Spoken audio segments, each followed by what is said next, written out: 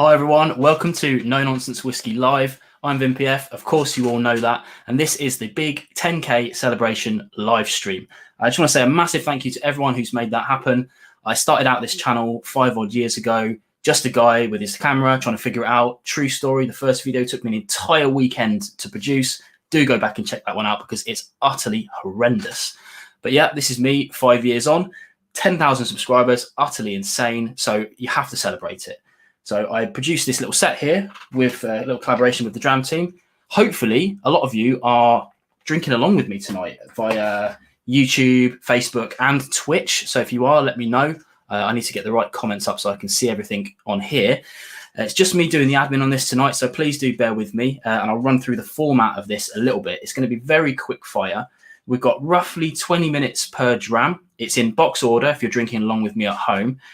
So literally left to right. We're going to be having a different set of guests per dram, and then we'll move on to the next one. So yeah, that's literally going to be it. Very quick fire, about 2 hours, and then we'll have maybe a bit of a round table at the end. So if you've got any questions, then don't be afraid to just at me, No Nonsense Whiskey.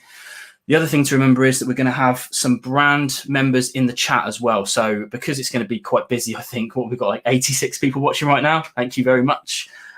We've got some brand members in the chat. They should make themselves known when the whiskies come up. So if you've got any really burning questions that I can't get to, please do hit them up and they will answer you. But yeah, don't be afraid to at me. You can highlight it and I'll hopefully see your comments and we'll chuck a few things up. I'm not going to go into kind of horrendously big hellos today because there's so many of you. You guys are really awesome. One final thing is a massive sorry to everyone who was not in the UK who could not get hold of this set and wanted to. Although I've been working on it for about a month or so now to make this happen, getting him abroad was just not feasible right now. But I am working on something else that is going to be worldwide shipping. So do keep a touch on my channel and my social medias for that. You should be able to do that. So without further ado, hopefully you've all got some water and the first one poured. The first one's the McMira Grande. I'm going to bring my first guests in, and we've got Ari and Petra from Drink Whiskey with Friends. How you doing, guys? Hi, Vin. Good. Thank you. Great to have you on the show. Now, you guys are Instagrammers rather than YouTubers, right? So that's a whole different ballgame, something that I don't really understand. We've got 2 Instagrammers in the show tonight, but you guys are doing really well, right? You've got like 5,300 followers on Instagram, which is insane. It is. It's especially considering it started out just purely as a kind of diary of what whiskies we had tried and had. Yeah, it's incredible the following, and we super appreciate everyone that checks us out and follows us and comments. Yeah, I mean, it's pretty much exactly why I started. Really, it was just like an online log of what I'm drinking and what I'm trying, and thought maybe one day people might join along for the ride, and people are joining you along for the ride as well. And I've got to say your shots are fantastic, but it's good that you're with me on the McMira Grande, because if I'm right in thinking, Petra, this is one of your favorites as well, right? That is it. I would say it is my most favorite whiskey. So whiskey number 1 for me. There you go. Excellent. Because for me, I voted this my Whiskey of the Year 2020. It's just really, really good whiskey. And I think it missed people by a lot. Obviously, McMira put out a lot of different whiskies. They're doing some weird stuff as well, like this, obviously, the green tea vibes. That's really weird. But hopefully, people drinking along will be able to try this for the first time and hopefully love it as well. I've actually got the bottle of this one. I'm quite lucky to have this. I had 2 bottles of this, which is pretty awesome. But yeah, so should we get into the actual whiskey and then we'll go back to talk about your feed in a bit. Hopefully you've got it poured in front of you. Yes, we do. Nice. Now, the cool thing about this one, for the people watching at home, I think there's obviously a lot of people that I know here as well. But if you're watching on Facebook and you're not a subscriber of the channel, then we'll talk a little bit about the tasting notes and things like that in it.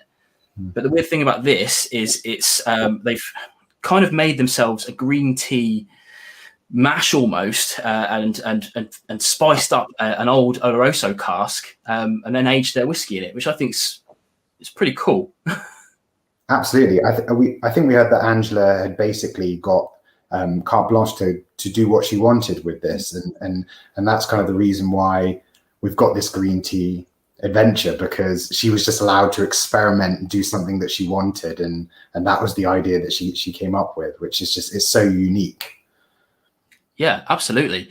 Hopefully they'll do it again, because I heard that they made quite a lot of this. There's something like sort of 12, 15,000 bottles of it in existence, which is, you know, so considering they let her like experiment, they've let her make a lot of it. So hopefully it's still available, because it's been flying off in the last sort of few months. But the other thing I should say as well to the people watching is, if you've got tasting notes for these things, throw them up. And if I see something good, hopefully I'll catch them, but I'll throw some stuff up on the screen. I did see a comment earlier, which I've already missed, but they said to you guys, are you old enough to drink? I take it as a compliment, but yes, we are. Yes, we are. Arians as well. Yeah, I mean, I'm 32, so I appreciate that. But I think yeah. I think it's me having a baby in the last year has really aged me. So I definitely look old enough to drink these days. But I do still get ID'd sometimes, especially with the mask on. Same. What do you guys get on the nose on this then?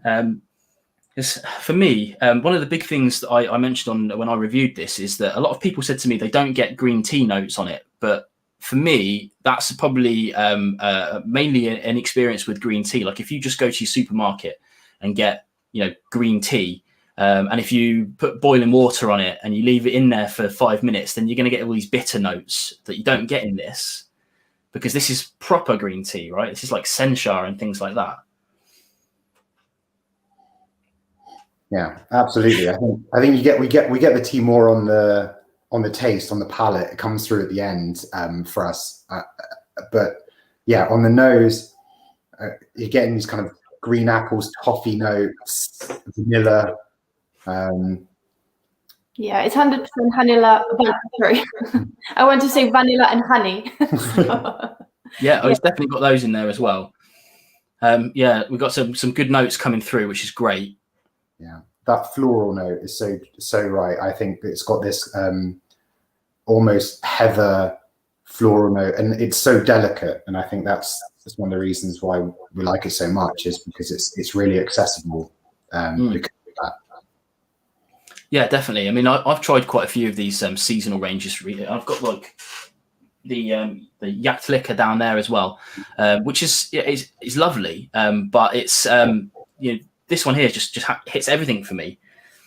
Here we go. This is the guy you want to talk to if you've got questions in the chat.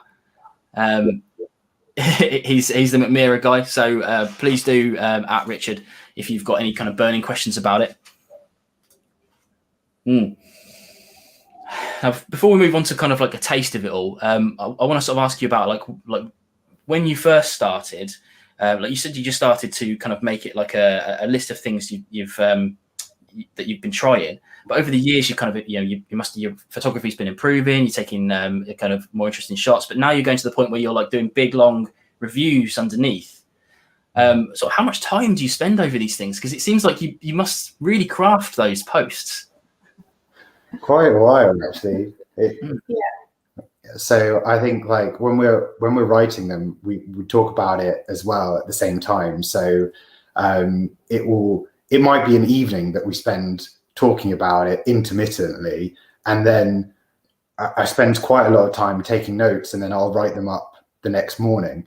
So and then I'll read them to you. So, and I was like, no, I don't agree with this one. Just you know, put this one. But yeah, I think that the comments or the notes are as important as the picture. Although it's, you know, it's Instagram, it's a whiskey Instagram, and the people still want to know more than just to see the picture of the bottle. So yeah, that's the approach, and it works, I think. Definitely. Of course, you've got the added bonus of a cat being in your Instagram feed as well. Sabre obviously pops up quite a lot, which suits me down to the ground. I'm a big cat fan. My cats don't feature nearly enough anymore because they're both very old. We just let them sleep now, bless them. But yeah, it's really good to see Instagram coming up and coming. Have you thought about entering into like the world of YouTube or anything like that, maybe further down the line, or are you happy where you are right now? I think for now we're happy where we are. It's you know, the work that you put into editing, producing your videos. I mean, just taking the photos and writing the notes for us takes such a long time that we're just super impressed, and that the amount of sheer effort that goes into producing your videos. You know, we don't know if we have that level of commitment yet, but. Yeah, I have to say it gets easier once you kind of learn a process flow. I've got myself down to a normal processing period now of about 2 hours, including recording and editing and whatnot. But it took years to get to that point. So, you know, it kind of gradually got easier and easier. But yeah, it's definitely tough. But for me, it is my natural environment. I tried blogging for a while, but it is a lot of effort to craft these posts. And I find it much easier just to kind of like wing it on screen and gas about whiskey and then edit it down, cut out all the ums and ahs later, and just go from there, which is the way I do things.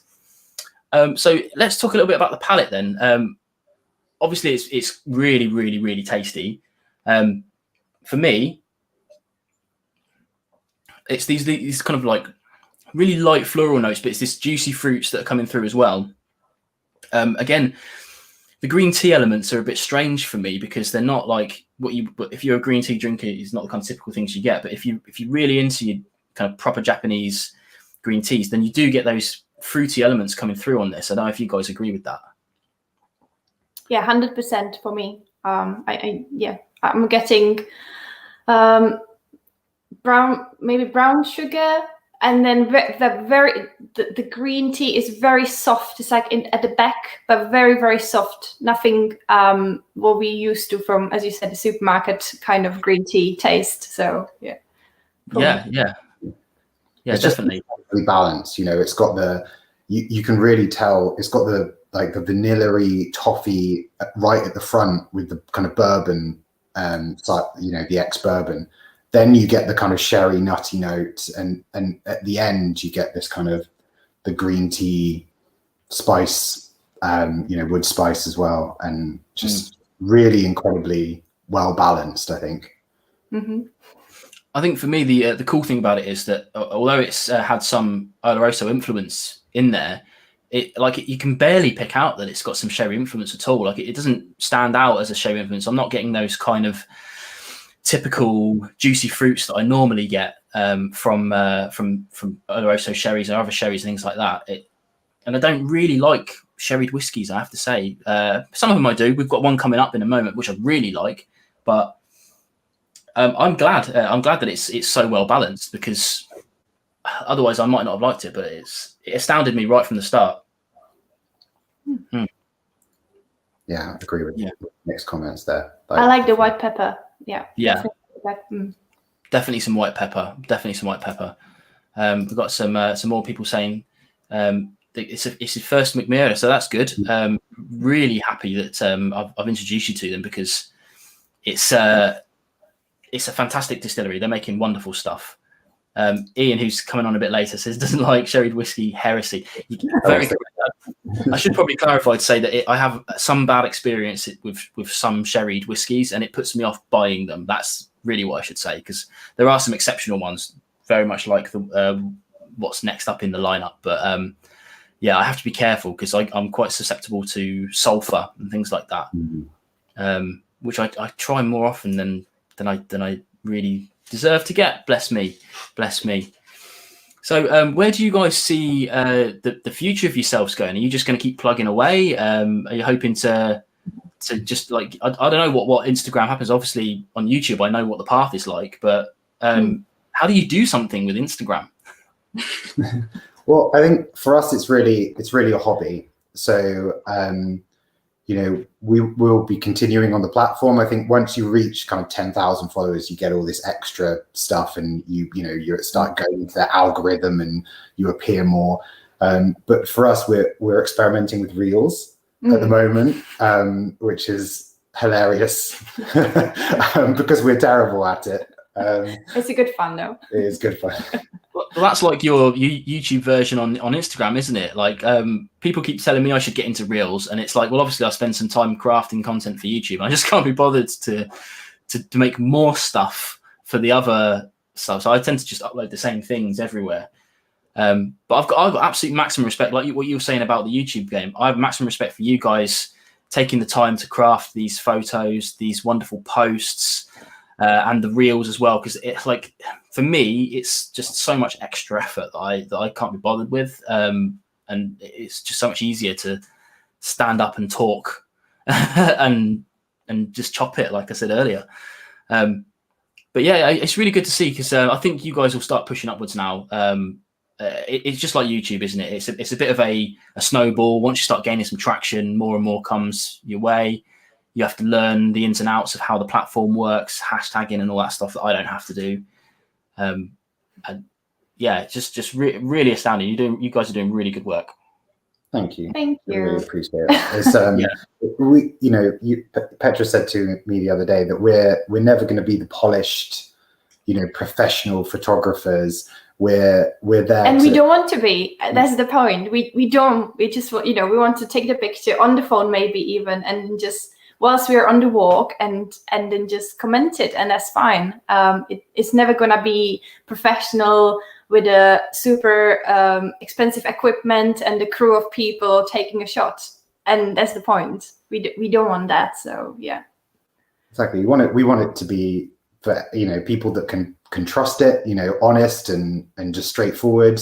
And I think that's something that you put in your reviews as well, is that it's just it's the straight talking honesty that people want to look at. Like, people want the information quickly and to enjoy it, and not feel pressured by it or belittled in any way. So that's what the page is for. And also because we don't get paid for that. It's a hobby. So we 100% would not recommend something we have not tried and we don't trust it. So there's our stamp on it, that if we say it's good, it's because we think it's good, not because it's been given to us or we've been paid to say so. So yeah, absolutely.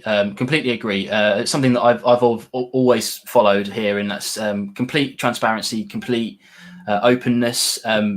Obviously, occasionally I get given something for free and will always mention it, and it never influences my opinion whatsoever. I've got classic examples of that throughout the history where I've been given for something and I've gone, it's not that great.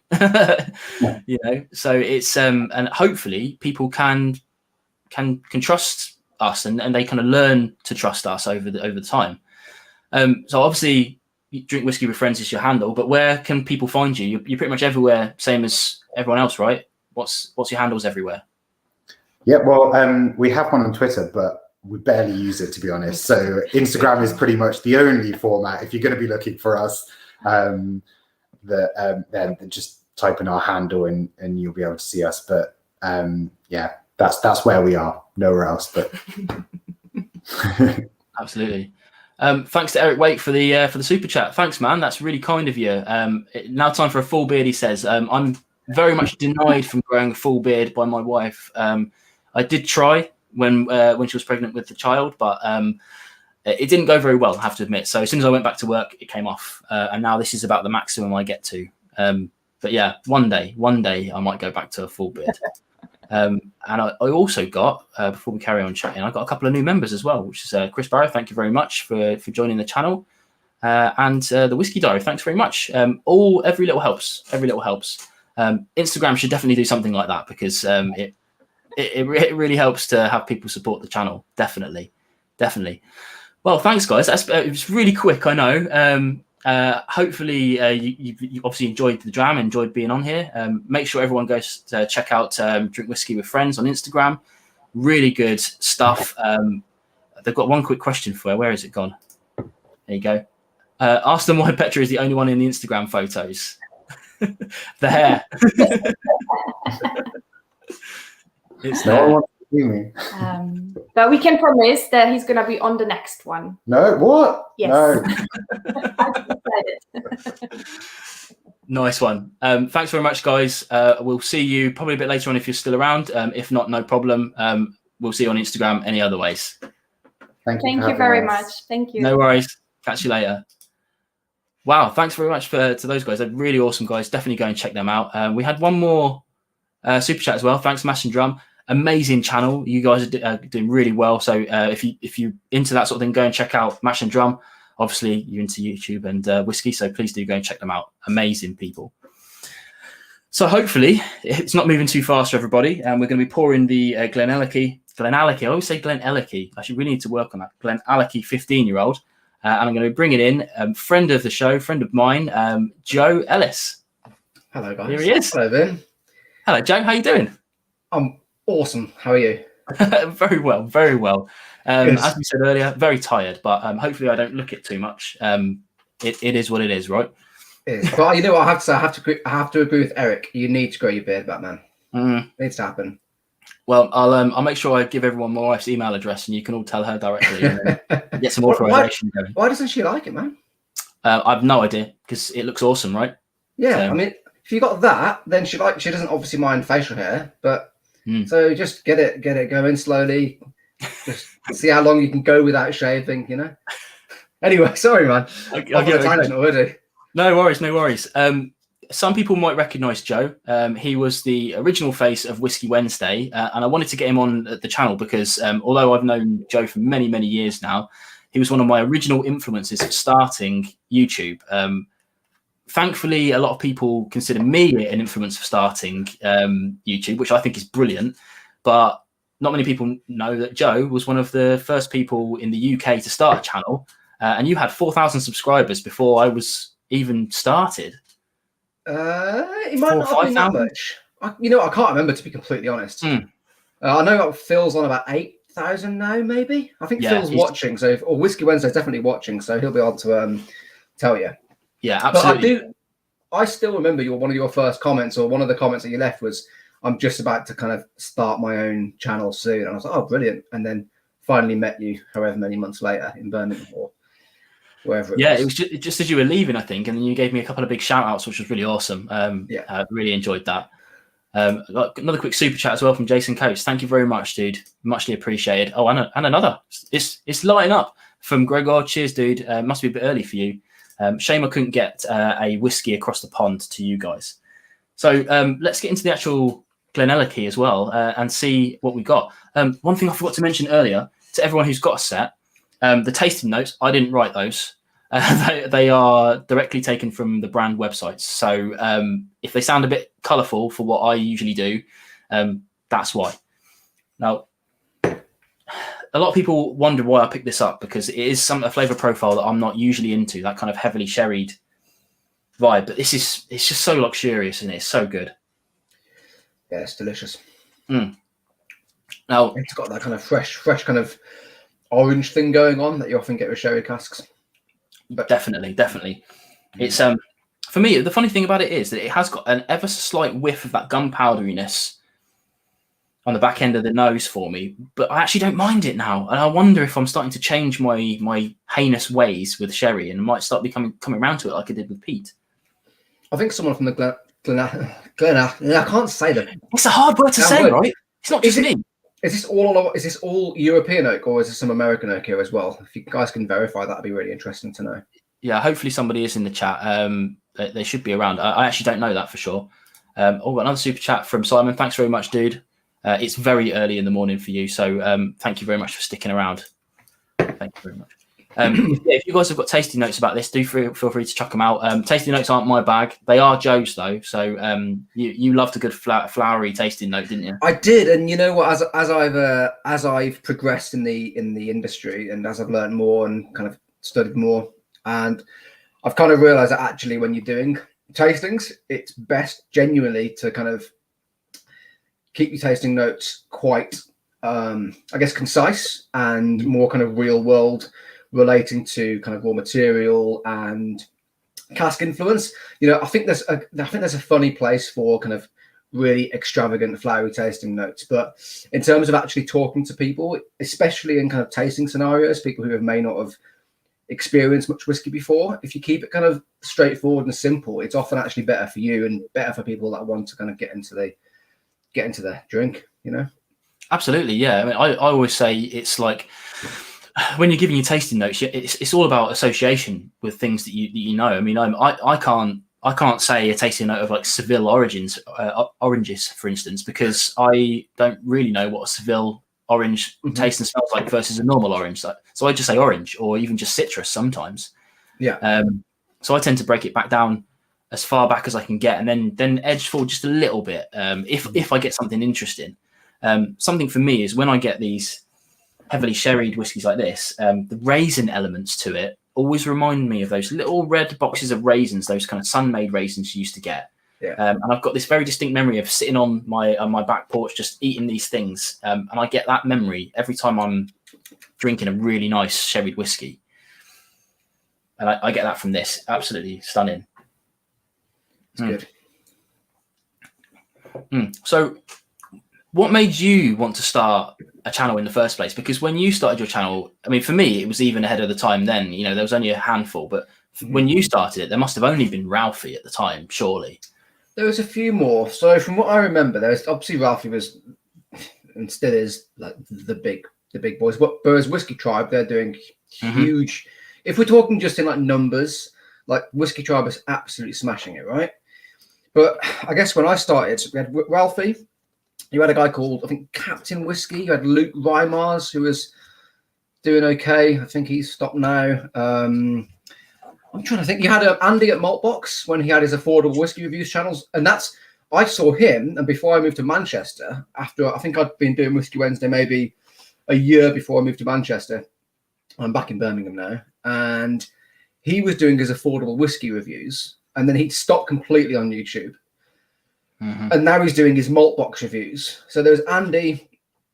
I mean, there was probably more, but I guess I didn't really. I can't remember. I'll be completely honest. It's been a long time and a lot of whiskies in the meantime. So yeah, it definitely has. I mean, there's lots of channels that have come and gone. A lot of channels that were around back then aren't around now. Yeah. And they're a lot. It's a lot more accessible now. I find, like, even back then, 5 years ago, the phone I had wasn't capable of like 4K. Not that I do 4K, but it wasn't capable of anything good. My computer wasn't any good, and it's just a lot easier now, I think, to pick up a phone and get really good quality audio and good quality video. So yeah, have you thought about like making a few videos? Well, to answer your first question, before we go on to that, I kind of started my channel really because I wanted to get into the industry. I wanted to work in the industry, and I wanted to work as a brand ambassador or like for a brand. So that was, I guess, why I started it, to kind of train myself and get used to speaking about whiskies. And I just thought, you know what, it's a fun thing to do. It was almost like a hobby. And I started off working in a little whiskey shop, well, the whiskey shop, if you guys are in the UK and you know that chain. So I started working for them. And I thought, well, it's just going to be a good thing to do alongside my job. So I started the channel, was basically kind of doing it for myself, and it kind of grew and grew and grew. And it was a lovely little community. And then obviously I had to leave, and Phil, who's watching, took over, and he's up to the production values. He's got film crews involved, and Phil's smashing it. And what's really funny is when I started the Whiskey Wednesday channel, I had hair. When Phil took over, he had hair, and now he hasn't. And it's just, it's kind of glorious to see a man age gracefully, sort of, and lose the hair. And I'm just waiting for Phil to finally shave that last little bit off and join the actual full-on ball club. So yeah. And in terms of videos now, it's probably not on the cards for the moment. For those of you who don't know, I kind of got my dream job, really. I started working for a brand company, an amazing brand company, and I'm now in a whiskey specialist role, looking after the kind of brand education, doing trainings hosting tastings. So I'm doing a tasting tomorrow night for the Birmingham Whisky Club. Little plug there. I don't know if I was allowed to do that, but it's Yeah, carry on. yeah. So I'm doing a tasting tomorrow night for the Birmingham Whisky Club in Birmingham, which is going online. And I also look after our Whisky Academy, which is kind of WSET accredited. So for those of you who do know the WSET, they're the Wine and Spirits Education Trust. And I'm fully accredited with like level 3 in spirits. And it's just awesome. It's an amazing industry. I still absolutely love my job every single day. I'm still talking about whiskey and other spirits on a daily basis. And yeah, it's just brilliant. So Yeah, because sorry, carry on, mate. No, so I know obviously you said it, we were chatting the other day and you said you weren't sure whether you were kind of wanting to go into the industry, work in the whiskey industry professionally. Is that still something that you're thinking about? Well, yeah. The big thing is having to give up the channel, I guess, or not having the ability to do the channel because they're so busy. Right now, my day job allows me the kind of free time to do this, which I really love, and it's becoming a thing of its own right, almost, which is pretty cool. I've got some cool stuff coming, as I mentioned earlier, that I'm not quite ready to talk about yet. Okay. But some people know. But yeah, I'm hoping to sort of carve my own slice almost, rather than go and work for someone. Okay. That's where I'm at right now, because yeah, right now I'm pretty comfortable. Just about to move house, so I can't do anything too drastic anyway. So just got to plod along. Skinny Boy Barbecue, a friend of mine, says, "Are you on the way to losing your hair also?" Maybe it's just a YouTube thing, right? I did notice a slight entrance opening up here, but I think hopefully I've got a few years left until I'm your level there, Joe. How old are you, Vin? I'm 35. Right, you've got a thick head of hair. You're not losing that for years, man. Not for years, yeah. No, that is a thick barnet. You know, if you grew that out, I don't know if you watch movie YouTube reviews, but you kind of look like a bit like a British Jeremy Johns. If you grew it out, give yourself a quiff. Do you know, true story, when I was a younger man, I had long hair down to my shoulders, had a little whiff as well, like this, little curly whiff. You're like a semi-goth kid or emo kid? I did go down that road a little bit. Yeah, nice. Yeah. Black eyeliner at all, or a bit what? Did you have any black eyeliner? That kind of no. vibe, I did. True story. I did black nail polish once, and didn't do it again because it was a massive pain to get on and off. I can imagine you with a septum piercing. To be fair. Oh no, I can't do stuff like that. No. I'm not a big fan of that sort of thing. Yeah, I've got a few friends that are though. I also got another super chat there from Whiskey Mark Content, Vlad. Nice one. Cheers, dude. Thanks very much for the support. Massively appreciated. And Whiskey Diary says 35. You look about 22. Thank you. Bless you. These bags don't lie though, brother. Yeah, have we got any more tasting notes knocking out on the chat? I think I've missed a couple, so sorry about it. It's going really quickly. I've got 120 in, which is probably double my highest ever, which is pretty cool. Hopefully most people are tasting along with me with the tasting packs, which have been a real success. Thank you very much everyone who purchased those. Don't think I'm going to do that on a regular, because that was hard work. Real hard work. We have got a tasting note come through about some missed it. Where is it? There. Some Christmas cakey nose, which is a good one for sherry, I think. You know, it's a good overarching flavour profile for this sort of thing. I think you probably agree there, Joe. Yeah. I've not tried this. This is the first time I've tried this in about, I don't know, a year and a half. I think I tried it when they first arrived at the whiskey shop. And I think one of the managers from the Birmingham shop let me have a little taste. I can't really remember. But it's really good. Yeah. Really good. It's got enough of that kind of depth of sherry, but it's also got that brightness from presumably the spirit character coming through. So it's a lovely little balanced whiskey. I agree, and it's really good value as well. It's like it's a 15-year-old for like £55. I think you can get it for on Master of Malt, which is fantastic. Whiskey Wings has just joined us. He's a little bit late because he's already 7 mini drams in already. So loving his Wednesday life. Did we ever get confirmation from Glenallachie if this is Oloroso, if this is European oak? Actually, Phil said something about it earlier. I don't want to scroll too far up because I don't want to lose the thing, but I think he said it was a bit of Oloroso, a bit of PX. Okay, cool. Yeah, I've seen it. Yeah. Yeah, Virgin Oak, PX, and Oloroso. Boom. Okay. Good memory, Vinny. Lovely. Interesting. I guess that's where that's kind of extra kind of dryness is coming from. That Virgin Oak, slightly kind of tannic. Yeah, that's pretty fantastic to have. I guess it's had I'm not sure how they do it, if it's any finishes involved in that, but if it's there we go. We've got something from Glenallachie themselves, fully matured in PX and Oloroso, and some second maturation sherry also used. There you go. Beautiful.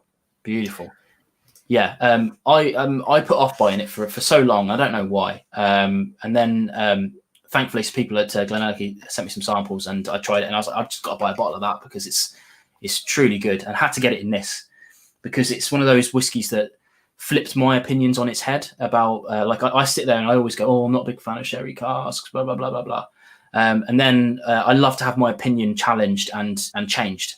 Yeah. So I always keep trying things like that, and that's why I got it. I wasn't sure if I was even going to like it properly if I got the whole bottle, because things change, but absolutely loving that whiskey. Superb. So out of all your years so far in like working in the industry, like in the periphery of the industry doing this, what's been your kind of like, have you got like a standout couple of moments just in general, like, or like places you've been through whiskey or people you've met, that kind of thing? Yeah, it's I think I've talked about it a little bit earlier as well, which is going over when I went over to Austin, Texas, to go to the Whiskey Tribe, which was hilarious because no one knew who I was there. Even the guys who invited me, they were like, "Who are you?" And I was just like, "No Nonsense Whiskey, Cap." And they were like, "Ah, that guy." And I was like, "Yeah." And it was really good to see because I followed Roy around like a shadow. He's waiting in the green room, bless him, and everyone knew who Roy was because he was there the year before. And he kept saying to me, just make sure you're there next year because then everyone will know who you are. Just, and it was such a good experience because I kind of just got to, go to an event and really enjoy some proper American whiskies. Yeah. And after that, it's when I finally got into peat. I can't remember the moment exactly, but I just picked up a peat one day and didn't not like it, which was cool. That's good. Because when I first started the channel, I didn't like peat at all. Not even a little bit. It was really horrid. And now, as we'll see in this tasting set as we go along, we've got some real heavily peated stuff at the back end of this, which not everyone's going to enjoy, but a lot of people are going to love it. I still remember it's a funny thing you say you didn't like peat to begin with. I remember when like one of the very, very first times I went to or did a tasting that wasn't just the stuff I could get at the supermarket. This is when I literally just started. And I'd never tried anything. I think I'd tried Lefroy before, but like years before, right? And we had a Port Charlotte, I think it was like a PC6 or something like that. So, I think from what I remember, the PC range is cask strength, right? And it was like Port Charlotte style peat, like really pungent, but intensely sweet as well.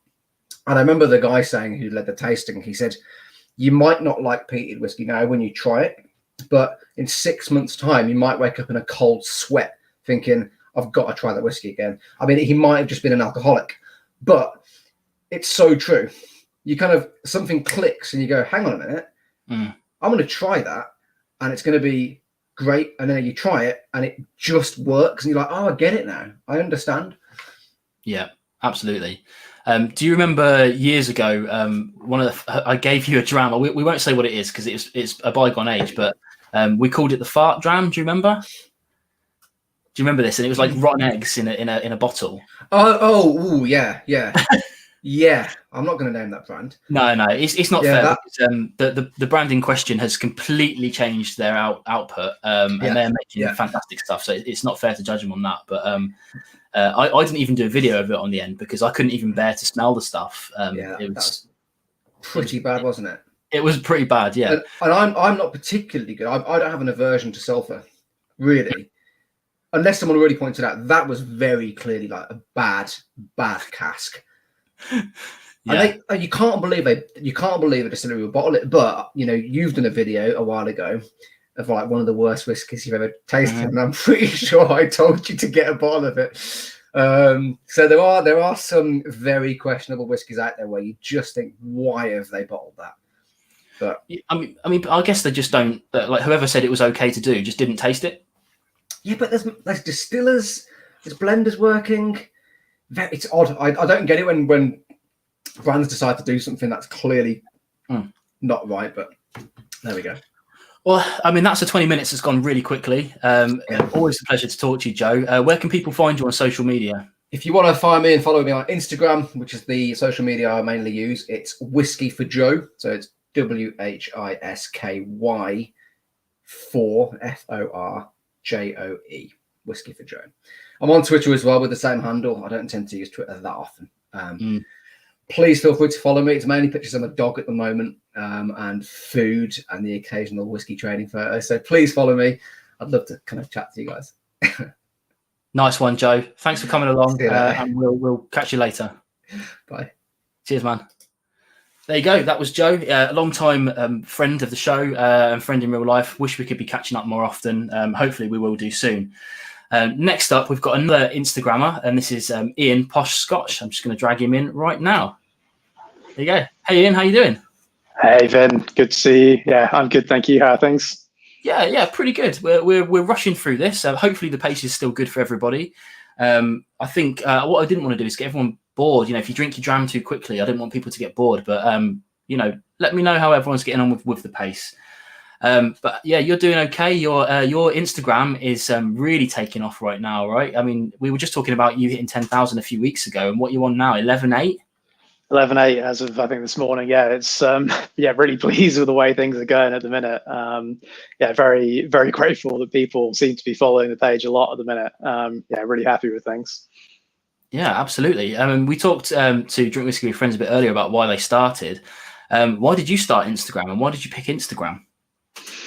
I think as much out of chance as anything. Do you know what? I had a personal account that even then I barely used. And it was Christmas Eve 2018, and I brought some whiskies around because a few of my friends that I hang out with pretty much every New Year's Eve are whiskey drinkers, and I think after a few drams took a photo, stuck up on Instagram, and more people liked it than any other photo I'd ever put up of anything else I was doing. Some people followed me, and I thought, okay, I've got other whiskey at home. You know, why don't I document what I'm doing, what I'm drinking? And it went from there, and madness has ensued. Absolutely, yeah. And I mean, it's really kicking off for you now, which I think is awesome, and hopefully it will just carry on going. Let's get a drowning glass before we talk anymore, because I hate for people to get thirsty. Yeah, I'm already poured. You are as well. We're now on the Firkin Rare, so we're on drown number 3, and another one that I've got a bottle of, which we were talking about earlier. Hopefully, Top Whiskies or Firkin are going to be in the comments below to catch you, because they've got some fairly complicated ways of making this. I don't know if are you familiar with this brand at all, Ian? I am a little bit. So I know Ed and Evan reasonably well from Top Whiskies. We hang out, we take some photos, as people may have seen, and so I've had one of their drams before, and I'm sure they'll be along to correct all my mistakes in the chat. Absolutely, yeah. Because I mean, I had to. I read the sort of press releases, and I had to email Ed for some clarification, because what they're doing is so different to what most people do, because it's not that cost effective the way they're making their whiskies. No, not at all. So for people that don't know, if you didn't catch my reviews, it's a guy called Mike Collins, who's a big Diageo head, and he was responsible for putting out things like the blue label and the green label. And in his retirement, he's decided to make this company, and he's matching single malt whiskies with fortified wines, and putting them in a cask that they've had custom built out of French wood and American wood. I think I'm right in saying that. And then they're kind of seasoning that in this case Tawny Port, dumping that out, and then putting that whiskey in. So it's complicated to do, and that's why these things are unapologetically. I don't want to say the word expensive, but they're not cheap. They're pushing sort of 70 quid, but they sent me a sample pack, and I bought this off the back of that sample pack because this was my favourite. The Kalila was second. Top Whiskey says yes, spot on. Yes, good start. Yeah, because it's good. Hopefully, people are going to be trying this right now and enjoying that, because it's. I mean, I've never tried an Altmore before, I have to say. So I've had a couple of Altmores before. There were a few samples going out during the first lockdown, and it's interesting because Altmore can be quite some of the kind of core range can be almost quite delicate. But I'm also a big sucker for a wine finish and a kind of a fortified wine finish as well. And yeah, even the nose on this is great. It's really enticing. It's got like it's a dense nose. It's like, it feels weird to kind of say that, but it's kind of it's so viscous. Like you can really not in an alcoholic way, but you can feel like the kind of density of the flavor coming off of the whiskey. Absolutely, yeah. It's like quite right as well. It's when you get a nice viscous mouth feel, it's like that, but on the nose, isn't it? It's just like it full bodied and sort of changes all the time, I think, as well. That's why I was really keen to get a bottle of this, because I didn't think the sample size was going to be enough for me to really dig into it. And it changes every time I pour a glass of this. I've been saving the bottle for this show, but I don't think that bottle's going to last very long. Now that I'm free to drink it, it's going to go down pretty quickly. Now, one of the things you do, because you also do little, I was saying mini reviews then, but they're not even really mini reviews, are they? They're quite in depth, and you like your tasting notes as well, like Joe does. Yeah, I'm probably maybe guiltier of sitting on the side of the kind of Ponzi tasting notes. I guess again, it's pretty much as Joe said. It's sitting down, kind of thinking back to kind of different things that you tasted. And I guess for me, I try and I kind of try and maybe tell a story between the kind of the nose, the palate, the finish, and then a conclusion that ties it together. I started off with doing scores, but kind of whilst I'm happy to say that I didn't appreciate things, and the stuff that you guys were saying with Aaron and Petra around transparency thing is absolutely right. Everyone's got their own opinion. So I kind of stopped kind of using scores in the reviews after about 6 or 8 months, and kind of just started putting all the notes in there and leave people to form their own opinions. And I think they can tell from the conclusion. I'm pretty straightforward as to the stuff I liked and the stuff that I don't like. In my own kind of summary that I put in. Yeah, absolutely. It's funny to talk about scores, because it's one of the things that I refuse to do from the start. Because I have never considered myself an expert and don't now. Generally speaking, when I speak to people that don't know about whiskey, I sort of come across as knowledgeable. But the more you speak to people, it's one of Roy's favorite things to say, is when you the more you speak to people, the less you realize you know. And that's where I'm at. Like, so I don't ever try to pretend to know. And the problem with scores is, how can you say that you would get that same score yesterday or a year ago or next year? My palate's evolving all the time. I'm liking different things that I didn't like before. And if I reviewed something 5 years ago and gave it a 60 out of 100, who's to say that wouldn't change now? So I don't really find them that helpful. So I just didn't do them. It's so variable. It can change upon your mood and anything else. And I think as well, I'm really not a fan of the kind of standard 100-point range that you see on Whiskey Base and some other reviewers using as well. It's concentrated into a very small range,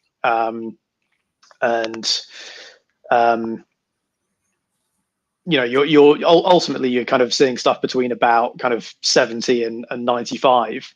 So why not therefore use a 25-point scale or a 20-point scale or a 10-point scale? And but then other companies and brands, I think they're so used to seeing things on that 100-point scale that if you start presenting your own opinion in a different format, they get confused quite easily as well. And I think it just all becomes a minefield at that point in time. And that's I think the other reason why I've stopped bothering. Yeah, absolutely. And exactly that, even if you can't say where you are on that sliding scale, what's the difference between an 86 and an 87? I don't know. I don't think I'm refined enough to be able to pull that out. I started like when most people start out, and that's I figured out what I liked and what I didn't like, and then started categorizing those a little bit more, and you just kind of just get better at it, I think. Yeah. And the more you try, you just get better at it. Someone else said to me once that whiskey is like a 40-year apprenticeship to be a true expert at it. So for me, I must be something like maybe 10 years into it now. So, you know, I'm getting there. I'm getting there. Still a long way to go, though. Yeah. Yeah. Because how many years have you been on Instagram now? It's so yeah, I mean, New Year's Eve 2018 was the first post. So kind of two and a bit years, kind of come up to 2.5 years now. Yeah, I mean, you're doing really well for 2 years on Instagram, man. That's really impressive. I think you know your way around like the hashtag and things like that to how to really maximize it, which is so key. I lose interest in it a lot to kind of really go into it. And even though I forget when I'm posting my own stuff, I forget to do all that stuff. I think I'm sitting on something like 2,000 followers, which is, you know, I'm absolutely fine with. I don't deserve any more than that. Top Whisky is saying, yeah, this is the big thing. There's only 273 bottles of this. So to get to try, I mean, we must have taken like 3 or 4 of those bottles to make this set. So, you know, there you go. If you like this, and I'm definitely 100% not paid to say this, but if you like it, I would get it now if I were you, because it'll be gone. But then, you know, Mike will be on to his next set because he's done a set of 4 so far. Have you tried the rest of them yet? I've had which one have I had? I've had it's a finish in an Amontillado sherry cask. I was going to say Tamnavulin, but I'm not sure it was actually now. So I think Ed will probably be in a second to correct me on which one on the one it is that I've had. I've idiotically forgotten whilst under the spotlight. I can't remember either, to be honest. But this is great. It's really interesting, and to me, it's kind of like you know, you get the jamminess from the port, but it's really creamy in the mouth as well. You kind of still get some of the malt from the original spirit.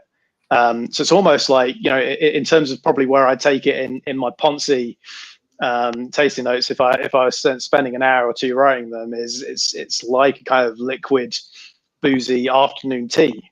Scones with kind of loads of strawberry jam and clotted cream on them, but then with just a kind of little bit of, I think someone's already said, a little bit of menthol, a little bit of mint on the end of it as well. Yeah, absolutely. I mean, this is where like I defer to people like yourself, because I'm getting there with it, but I'm just not that good at picking out those individual notes. I definitely get those things now you've said them, but that's the beauty of tasting notes, isn't it? They're very they can lead you down a path. Talibadine, there you go. That's what it was. There we go. Beautiful. Skinny Boy Barbecue loves this as well. Awesome. Oh, and Christmas says, what dram we're talking about? This is the Firkin Rare. I made these banners and didn't even use them. There you go. That's what we're drinking right now. I think somebody asked if it was cask strength as well. I'm actually not sure. I don't think so.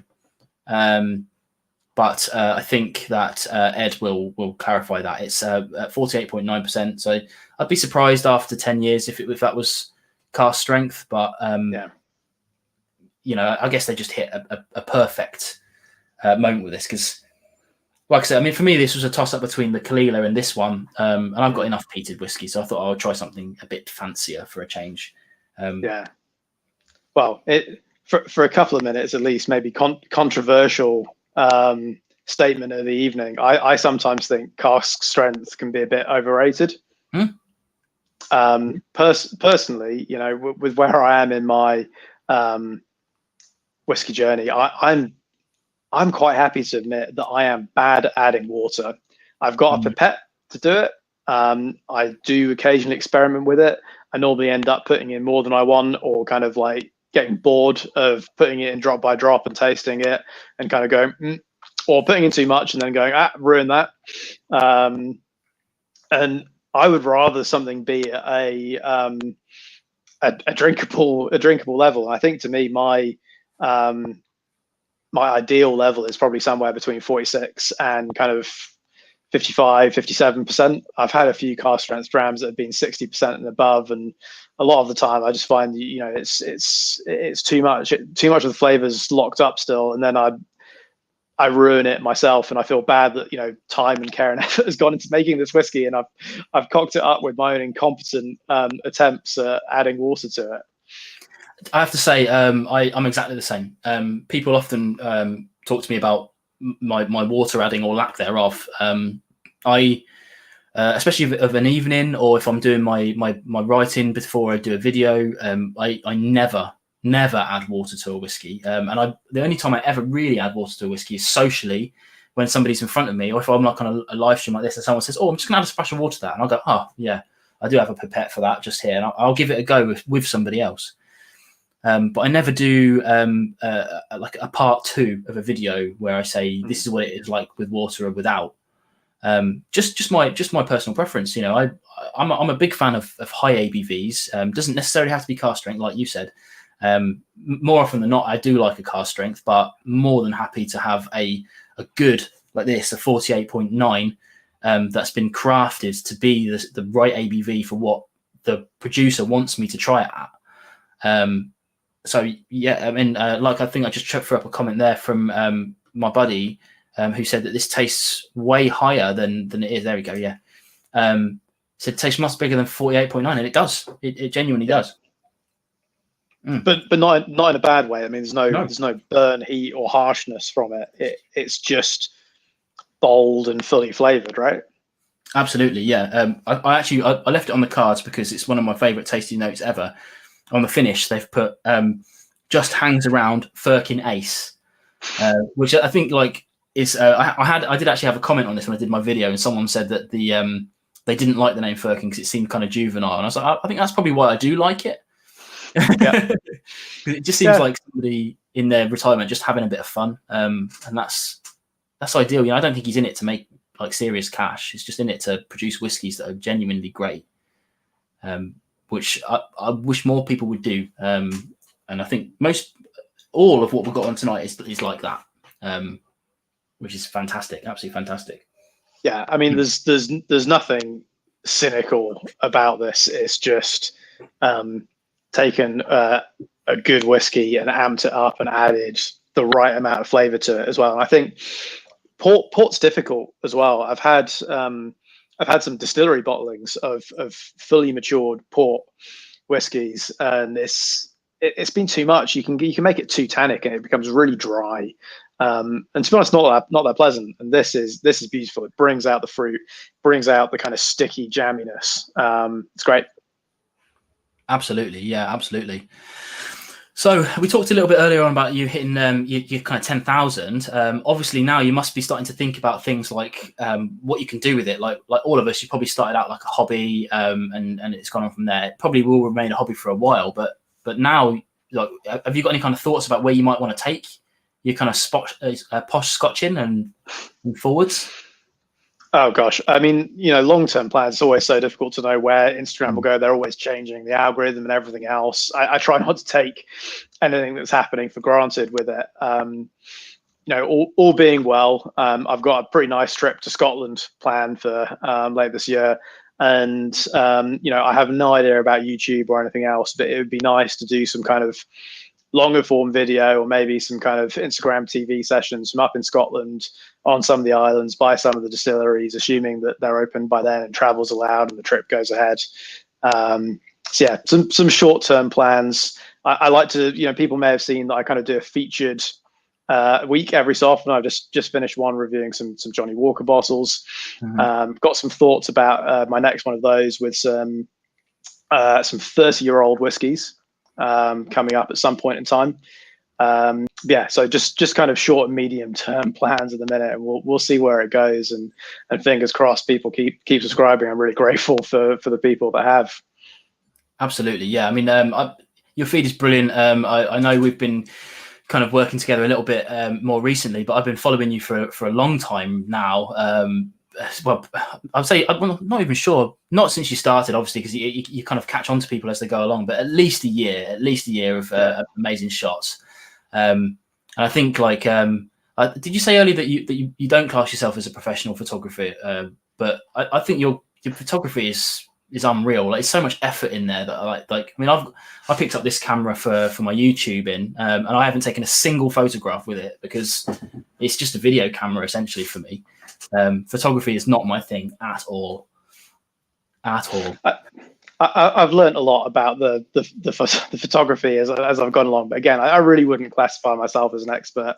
A lot of it is honestly, it's the lens and kind of going out and trying to find a nice spot and looking kind of. The thing I've probably learned most about is lighting, kind of trying to see where the sun is. Obviously, not lighting in this room because I look a little bit like a tomato, or I've been in a tanning salon. But you know, when I take the photography, hopefully at least outdoors, I get the lighting a bit better than I have done in here. Absolutely. Well, I mean, for me, I've got like a huge ring light here and a big bulb up here to try and bleach out a lot of that because I'm so warm right now. I've got a big red neck in it, but it's hopefully removing all of that. Obviously, you're Posh Scotch on Instagram. Are you anywhere else as well? Do you bother with anything else? I am on Twitter and Facebook under the same handle, but it's generally just a repost again of the Instagram stuff. So that's probably the best place to catch me. Perfect. Yeah. So if you're not following Posh Scotch over on Instagram, make sure you do so. Thanks for coming on and for checking out the Firkin Rare with me. I will, if you're going to stick around to the end, hopefully we'll have a little bit of a round table. But if not, I'll see you again soon. Cool. Cheers, Vin. Cheers, guys. Cheers, Ian. Thank you. Okay, brilliant. Next up, we've got an English whiskey. And of course, we have to get a fellow English whiskey aficionado on. And this is Matt, a.k.a. the Dramble. Hello, Vin. People might recognise Matt from around and about. You've been doing the Dramble for a good while now, haven't you, mate? It's a few years now. Yeah. God, it's got to be about 5 years now. Yeah. Yeah, I mean, I first cottoned onto it because it's one of the few websites that allows me to put my links on it. And I mean, that's why I started reading it. And then I went to put my links on it and just stayed to read some articles. And just now it's a regular click. Oh, thank you. Yeah, the site started as an attempt to sort of connect up what was seen as a sort of disparate blogosphere, you know, of all different people doing different things. And it's very much evolved. You know, I used to write every day of the week, and it'd be quite short. And I thought, you know what, there's lots of people doing this, and there are people who are doing it better than me. Some of the long-established websites, you know, the review websites. And so the site has gradually changed, and I'm posting a lot less, but a lot more, in the sense that now, whilst I'm writing about whiskey, I'm not just writing tasting notes, you know, that's kind of the peg to pin it. I'm trying to write about all the different things that whiskey involves, you know, from auction sites to barley to the economics of it, to how enthusiasts behave, to how we're judging things. And yeah, it's sort of become a little bit of a playground for long form, wider writing on whiskey, which I'll try, sometimes more successfully than not, to link into and here's your review. But it takes a lot longer to do that. I mean, I can crack out a solid tasting note in about 5 minutes nowadays, but the writing that takes hours. You know, that's where the time is all spent at 6 in the morning. Absolutely. I mean, we should probably talk about the Cotswolds in the glass. You're just pouring it now, are you? Awesome. I am. I've included this one in this one because I didn't do a whiskey of the year. I think I've even written it on the cards. Yeah, I didn't do a whiskey of the year in 2019, but this is the one that really stood out for me. I'm a big fan of the Cotswolds. Obviously, I'm just around the corner. But this one's a really bold ABV. Obviously, I don't have to tell most of you that, but if you did pick up the set as a friend of mine and you're not used to your whiskies, this one might kick you in the face a little. So go easy. Don't stick your nose straight in the glass.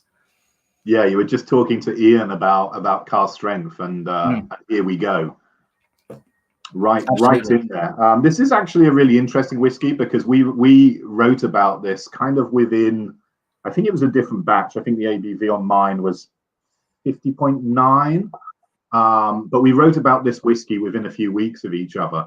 And it was actually, if not the last English whiskey, then pretty much the last English whiskey that I ever wrote about. Because I decided that at that point, which was about the time that I started working for Bimba, that it was just a massive conflict of interest for me to, you know, be sitting on a website pontificating about English whiskey whilst, you know, working for potentially a competitor. So this was one of the last English whiskies I ever wrote about. And at the moment, I'm writing about all things whiskey, but not English whiskey. But I'll happily talk about it because, you know, in the 2 years since we both reviewed this, you know, at that point, you know, end of 2018, 2019, English whiskey was emerging. But boy, has things happened in the last 2 years. Absolutely, yeah, without a doubt. I mean, I'm struggling to keep up. Even I think yesterday I was talking to my local club on WhatsApp, and they sort of said, "Oh, we've got this henstone sample," and I was like, "Sorry, what now? Henstone? Who are they?" So I followed them on Instagram, and one of their guys has been messaging me. I want to say Craig. Hopefully it's Craig. He's been messaging me just to sort of tell me a little bit about who they are, because even though they've been going 3 years, I've genuinely never heard of them. So even someone like me who's working to find out about English whiskey just didn't know about them all. There's so many of them. It's really hard to keep up. There's now 26 distilleries in England. You know, that's pretty incredible when you think that not that long ago there was one. Yeah. Just one. And then there was 2, 3. There's 26 in varying stages. So that's quite an exciting prospect. And yeah, Henstone are in the mix. There's just, in my opinion, a lot of great whiskey being made in England. And its time is really starting to shine. And specifically referring to, you know, this founder's choice. This was before I started working for Bimber. And this was really the whiskey for me, which when I tasted it, I was super impressed. You know, it got that sort of underlying character of its malt right at its center. And it's also using STR casks quite sympathetically. I'm often 50-50 on STRs. I think they can work really well, but coming from that wine family, they can also work really, really badly. This is an example of a great integration. And yeah, it's a cracking cask strength, which, you know, for me, it allows you to play around with it. When I write about whiskey, I do, if it's over 40%, always add water. Go for that experience. I totally respect people who don't. But equally, it does give you that ability to manipulate it as you see fit. It's up to you. And yeah, this was a whiskey that came out, and I tried the Cotswolds inaugural, and I thought, okay, yep, sure, here we are. And then this one came out shortly after, and I thought, wow, okay, now we're talking. This is cracking. Absolutely, yeah. Ben Marnock's asked, can we explain STR casks and the reason for it? I'll have a little go at that. Go for that, mate. Yeah, so the STR is a shaved toasted rechard. The idea being that you can take an old tired cask and you can take off a thin layer of it. I've actually got a little bit of wood here, funny enough. So you can see the charring doesn't actually go so far. So you don't have to take much off to start getting fresh wood interaction. Shave it off. The toasting is literally just a little bit of heat. And the rechar is some actual flame. And you get essentially a brand new cask out of it. And for my opinion, the reasons why you would use that as a newer distillery is you can get a much richer flavour from your casks quicker. Yeah. So, for example, those that are trying this with us, this is what, a 3-year-old whiskey?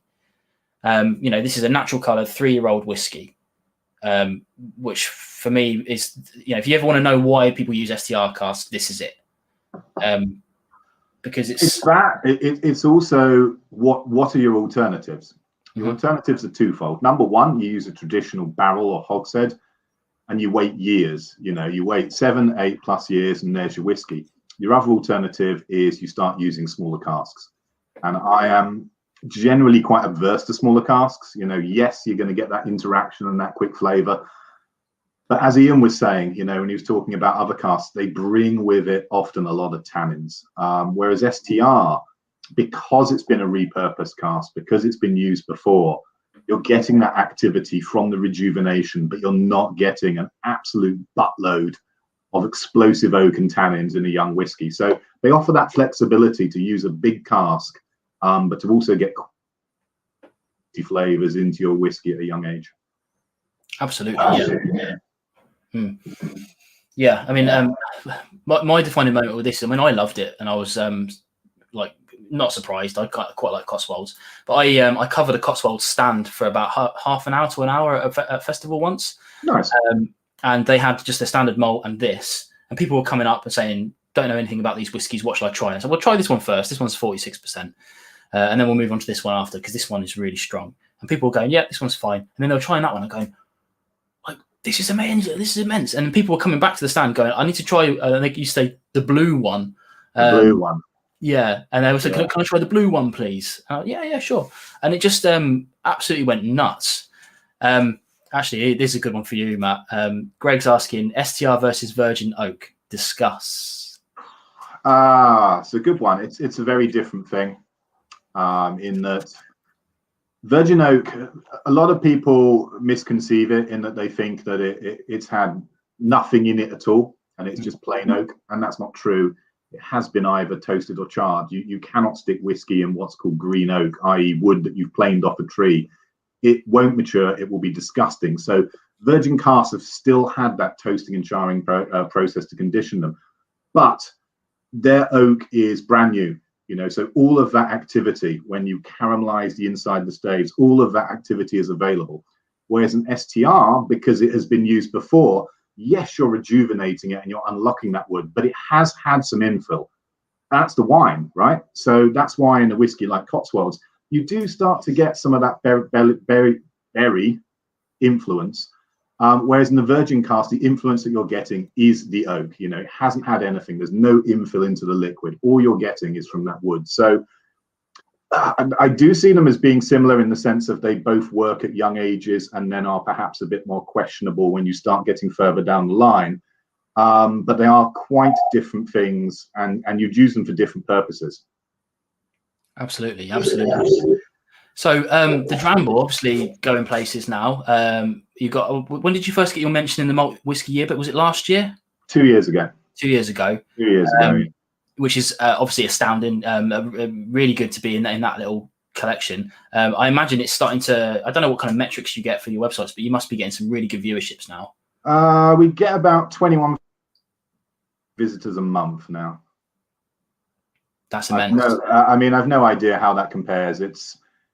When I first started, I was always looking at the metrics because I was always worried that I was spending 4 hours writing something and it was only my wife and a couple of friends reading it. And frankly, back in when I first started, it was, because it takes, similarly to building up any site or any channel, you've got to put the time in, you've got to put the effort in, and people have to get to know you and your style. And some people I know like my style, and some people don't. And that's completely fine. Some people don't have the time to read one of my articles. They'd rather get, they go to a Whiskey Fun or Whiskey Notes. They just want that bite-sized thing with their coffee in the morning. Completely fine. But equally, it just got to the point where I'm not that worried about stats. I look at them occasionally because it's rude not to. You do want to know what you're doing because it allows you to focus.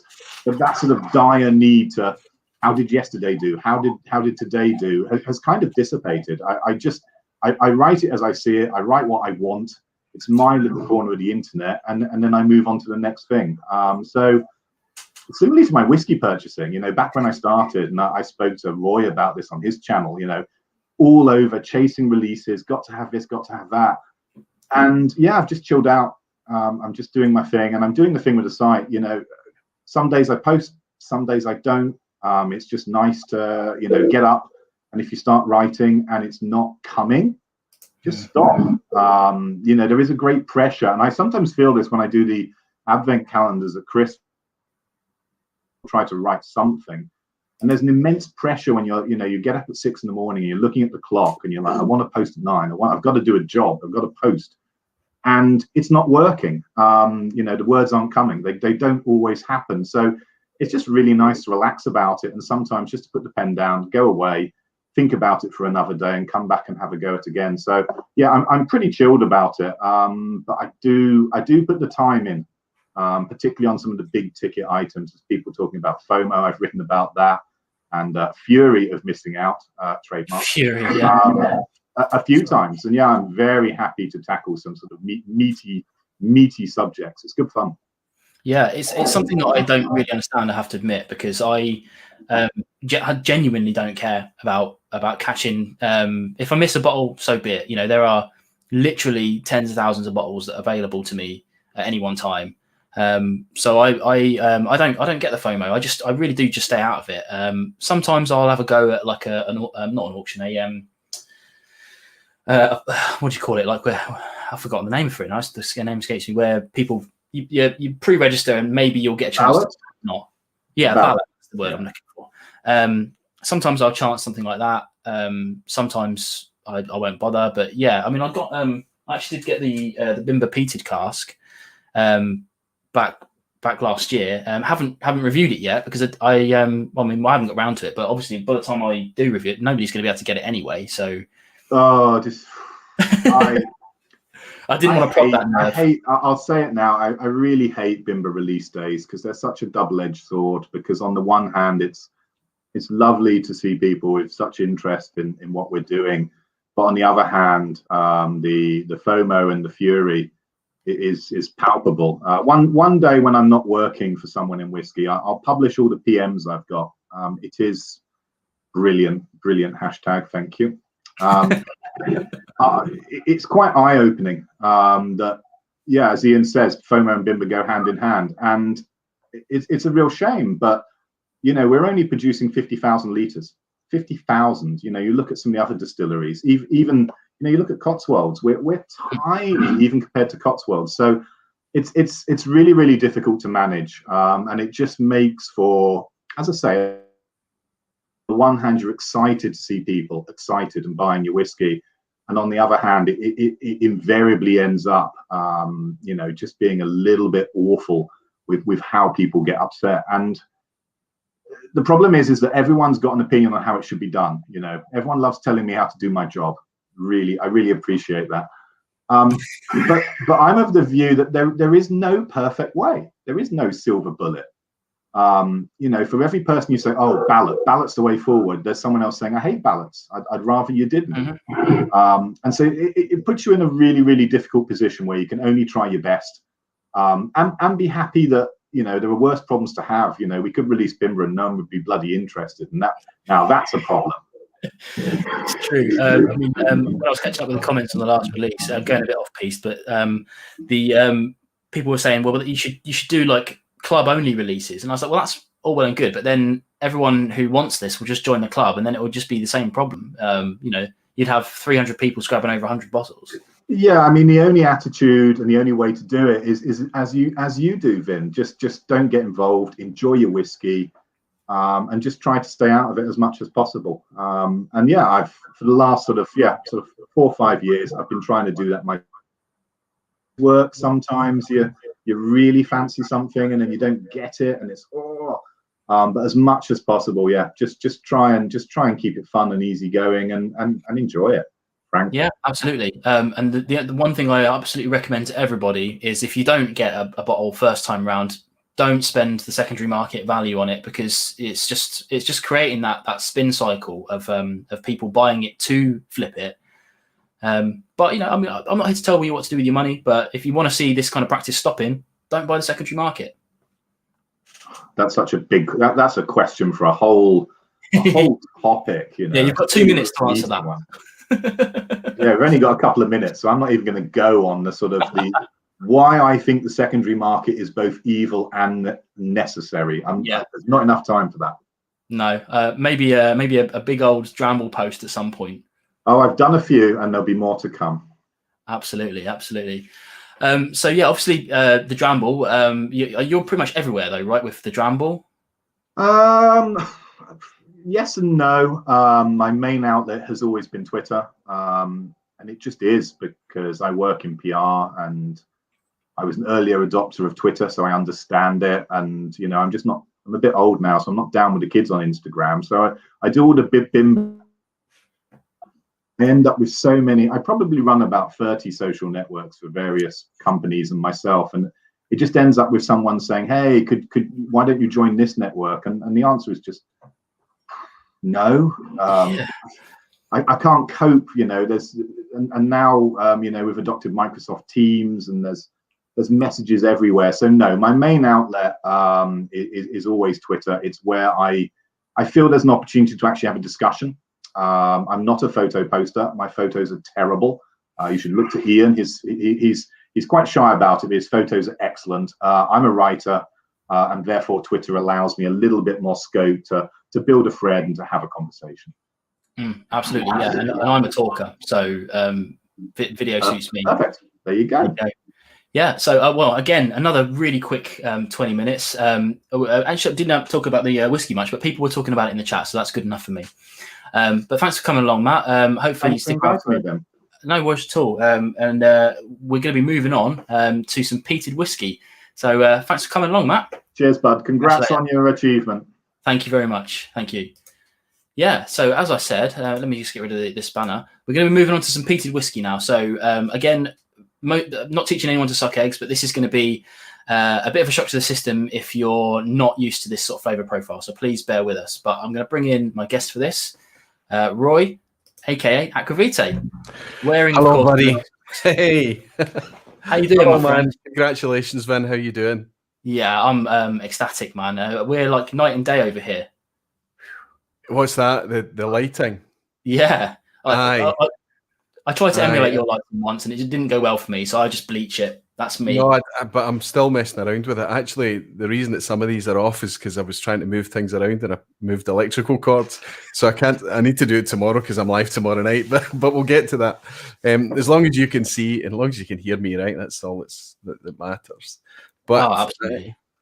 Congratulations, fella. Thank you. Yeah, I would. You've been talking about this thing for a while now, just kind of getting a tasting pack together, getting folk together to celebrate. And I think what you've not had a chance to get across with your previous guests, so let me do that, let me riff a little bit, is because Matt touched on it there. He talked about how it was only his wife and his immediate family or something that was reading the Dramble when he started. And we all remember what it's like to put out content when really just nobody's watching.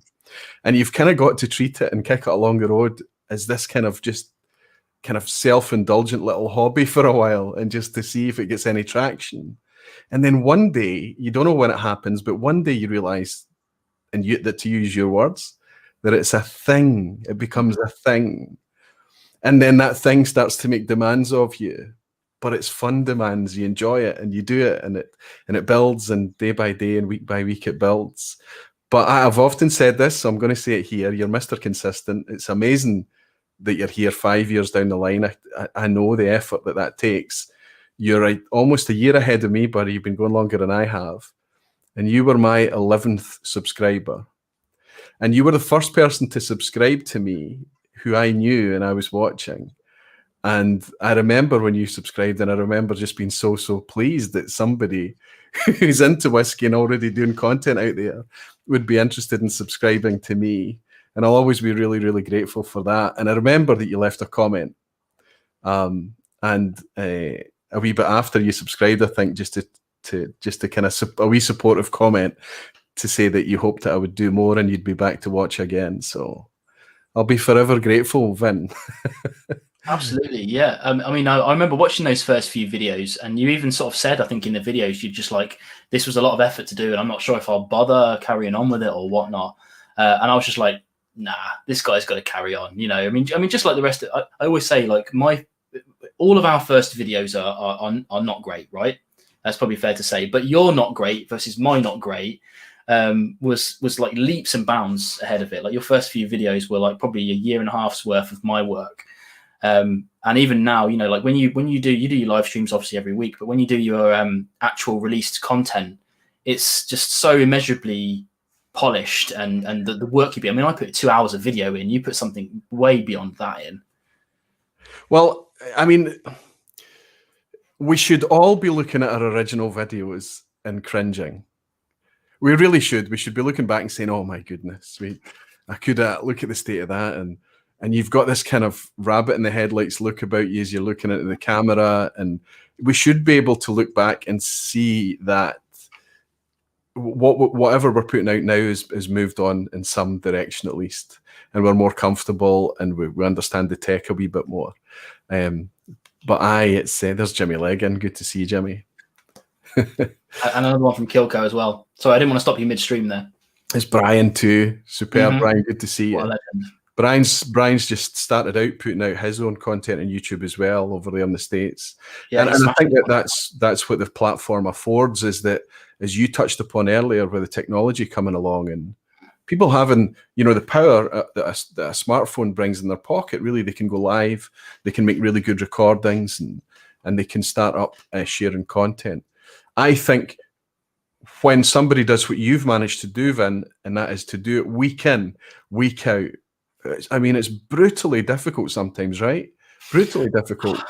Well, yeah, true. I mean, a bit like Matt when he was talking about when the words don't come.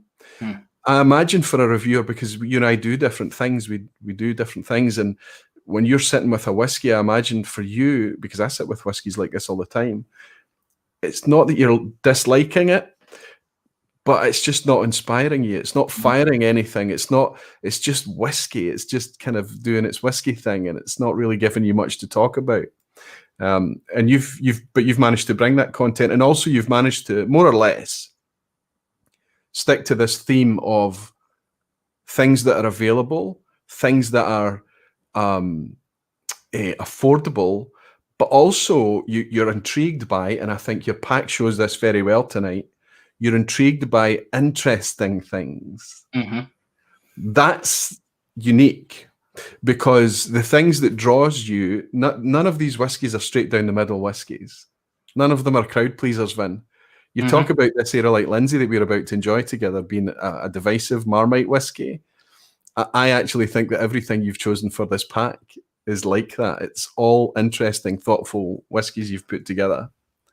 Yeah, it's been a lot of effort. And I remember yesterday we were sort of talking, and we sort of mentioned about the pace of this. And Whiskey Goddess touched on something quite neatly, which is like, people don't want to be without their whiskey in their glass, right? So, sorry, Whiskey God. Sorry to keep you away from your dram. Absolutely. I've actually had this one a wee while now. I got this back in, I think, 2019 when it came out. You can see I've managed to get through most of the bottle in that time. And I have to say, it's a fairly decent effort. You enjoy this, I know, don't you? Yeah, well, so I was going to say, I mean, I actually had to use, if I show you my box that I've got now, you can see these two here I've had to use because the Cotswolds, that didn't last very long, and this one didn't last very long. The other four I've got bottles of still. So this one here, I mean, this popped in my mailbox, same as yours, and I sort of looked at it and I was like, oh, like Lindsay, that's a weird name. Of course, it's an anagram of 10-year-old Isla or some such. Yeah. And it's a character of Isla, which is, like Atom brands, such and such. And you sort of look at it and you think, well, okay. And I tried it and I thought, oh, do you know what? This is just like a really good sipping peated whiskey. And it's quite reasonably priced. I think it's like 35 quid. It's the cheapest. I use the word cheapest incorrectly. It's the least expensive bottle in this box. Yeah. And I think it's pretty fantastic. But like I said earlier, it will be divisive amongst people watching if you don't like Pete or do like Pete. Well, I think if you'll let me say, I think you like slightly drier styles of whiskey, and I think you like quite interesting kind of semi-aromatic whiskies as well. Maybe like the Macmira and things that we're sipping tonight. For me on this, I mean, we don't know what distillery this is from, of course, but for me, there's a really kind of sweet white sugar thing on the nose. Once you get past that peat and the peat smoke, it's almost like icing sugar, like powdered white icing sugar. And it's quite minty. Eucalyptus, menthol maybe, but I would say minty. And then I noticed that minty is actually on your note card. You've written minty there. Well, so like I said earlier, another disclaimer is that I didn't write these tasting cards. One of the things, when I worked with the dram team, they said that, I mean, I can write them if I want to, but because I don't do tasting notes on my channel, what they do on a regular on the dram team's boxes, they just take the tasting notes from the supplier. So these are the tasting notes from from Character of Isla. Got you. Okay. I have to say, I think they're bang on. These aren't like to read off them. They're not like so crazy. I mean, stuff like paprika, I'm not entirely sure of, to be honest. But the iodine, sure, and the old bookshelves I quite like. That's a nice one, a kind of mustiness to it. Yeah. Yeah, maybe it's because it is quite malty, so maybe that's where the kind of the mustiness things they're talking about. But for me, it's quite a clean, easy sipping, slightly dry, lots of citrus, grapefruit for me. Grapefruit, maybe some light kind of lemon oils or something, but grapefruit is forefront. But I think that this can only come from one of two distilleries, and it's not Lagavulin. So it's more than likely, I would suggest, Caol Ila. And I think that there's lots of kind of other similar expressions that you can get out there doing a very, very similar thing. And I'm grateful for them, honestly, because Islay whiskey can be expensive at times. So when we're able to buy these whiskies like this, especially when it's presented like this, I have to say there's an age statement on this, 46% ABV, suggesting it's not chill filtered. I haven't even looked to see if it's written anywhere that it's not. I hope it's not chill filtered. I would imagine no. And, you know, as you say, 30-something pounds, less than 40 pounds. Yeah. If you like peaty whiskey, this brings that. Yeah, absolutely. I mean, for me, my peat journey has been hard fought. And now that I'm on top of that, I enjoy a peated whiskey. And very, very often I need something. I always go on about this concept. One of my favorite concepts, and everyone should steal it, is guard whiskey. It's a bottle of whiskey you plonk in front of something that's really expensive to stop you reaching for the really expensive whiskey. And this fits that kind of bracket perfectly for me. You know, when I'm after peated whiskey, but I should not drink the one that cost me £100. I can drink this absolutely guilt-free and still get that peat hit, still get that extra kind of, like you said, the dryness, but also a bit of sweetness in there as well. And for me, that hits the bill. And I could buy this 3 or 4 times and be happy about that, I think. It's just right now I don't have a bottle, which is really I've tried that strategy. It works sometimes. You're too clever for it, I think. Yeah. It works well with me because the way I've got it, I've got like an IKEA cube, you know, pretty much like what you've got behind you. But mine's behind doors. So they're basically like 3x3 inside those things. And I'm not digging to the back of that to get the best dram. So I just go for what's ever on the first row. Yeah, if you overcrowd these deep cabinets, you're right. You've got some removal to do to get to the stuff at the back. These are all the bottles I have in here are sealed, and once they're open, they move into the place that I tend to drink most of the whiskey, and that's much more accessible. Unfortunately or fortunately, but it's by design, absolutely. There's Ross in. She's actually responsible for this. She's behind this dram. Yeah, absolutely. So obviously, I mean, the other guys I've been talking to, we've been talking about who they are. I haven't really felt the need to do that with you because I feel like most people here would know who you are anyway. But you're wearing my livery, so it's doubly confusing. I know. I've got my new T-shirts now as well. I've gone with Teespring, but I think these come out a little bit big. I might need to reduce those a little bit. No, I don't think so. I think it's good. I think it's perfect. I think it's quite a distinctive thing, that hand with the no on it. I quite like it. It's quite a good thing. I think if people would spot this if I was wearing this anywhere, they would recognise. Well, if you were in a whiskey environment, let's say. Absolutely, yeah.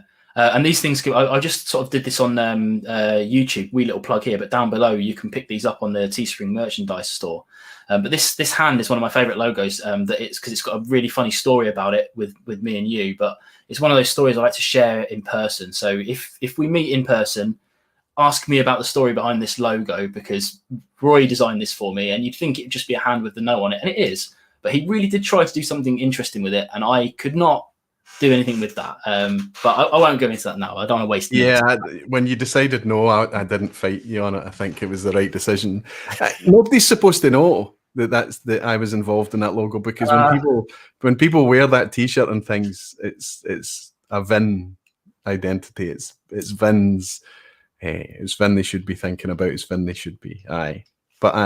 We've worked well together over the 4 years, buddy. The 5 years or however long it's been. It's been a pleasure to have you around, honestly. It's good. I think the first time I reached out to you was actually for help on T-shirts, and it was when we were looking into doing things on Spreadshirt and things.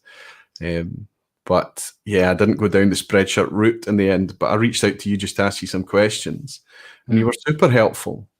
And that's kind of the theme, isn't it, in whiskey generally, but it's definitely the theme that we enjoy in the YouTube space. I love it. I love how collaborative all the channels are. And it's good. I think if anything happened for this to stop being part of my life, I would desperately miss it. All the folk, all the community, all the fun we've had with it over the years. It's amazing. Absolutely, yeah, and that's the thing. I mean, we talked a little bit earlier with Joe about getting into the industry, and true story. I won't talk about it too much, but true story. I did go for an interview at an establishment many years ago now. I call it an interview because really it was like an hour of the guy convincing me not to take the job, which was really weird. I never experienced that before, but I quickly decided. I was like, at the time, I think I must have been about 3,000 subscribers, and I was like, I don't really want to give up the channel though, because it was a condition even back then. You know, you can't talk about other spirits, and I was like, well, that's why I like whiskey. You know, I don't want to narrow myself so much that I can't talk about whatever I want. So I will never give up this channel for anything. You know, one day I might get a job that I enjoy in the industry. But as I said to Joe earlier, realistically, my path is trying to carve something out for myself.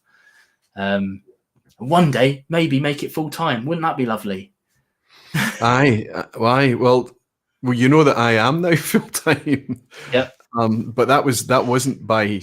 I mean, it was partly choice, of course, but the decision was made for me. You know, when the contracts are taken away, thanks COVID. Mm-hmm. You know, when nobody's getting, you can't do events, you can't do exhibitions and design and product launches and all these great things. When no one's meeting and getting together, it's just nobody's doing that. And I was very, very lucky to have whiskey to fall back on. I'm really, really grateful for it. Absolutely, yeah. I mean, people like you and me are very well supported by Patreon and things like that, which is a great platform for supporting people.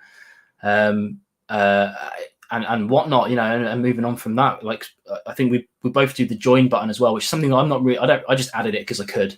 I don't really understand it, and certainly nobody gets anything of a bonus for being it. They just get the pleasure of supporting me, which is lovely.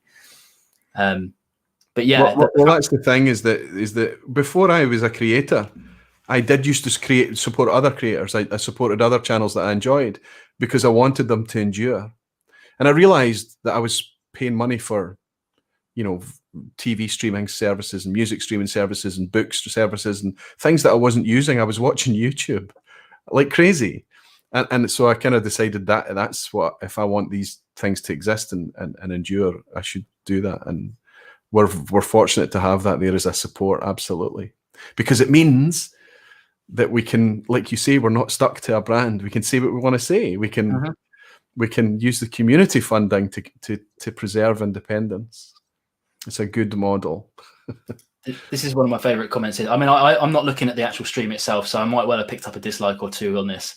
But I love talking about this because dislikes, in terms of a YouTube perspective, are not a negative.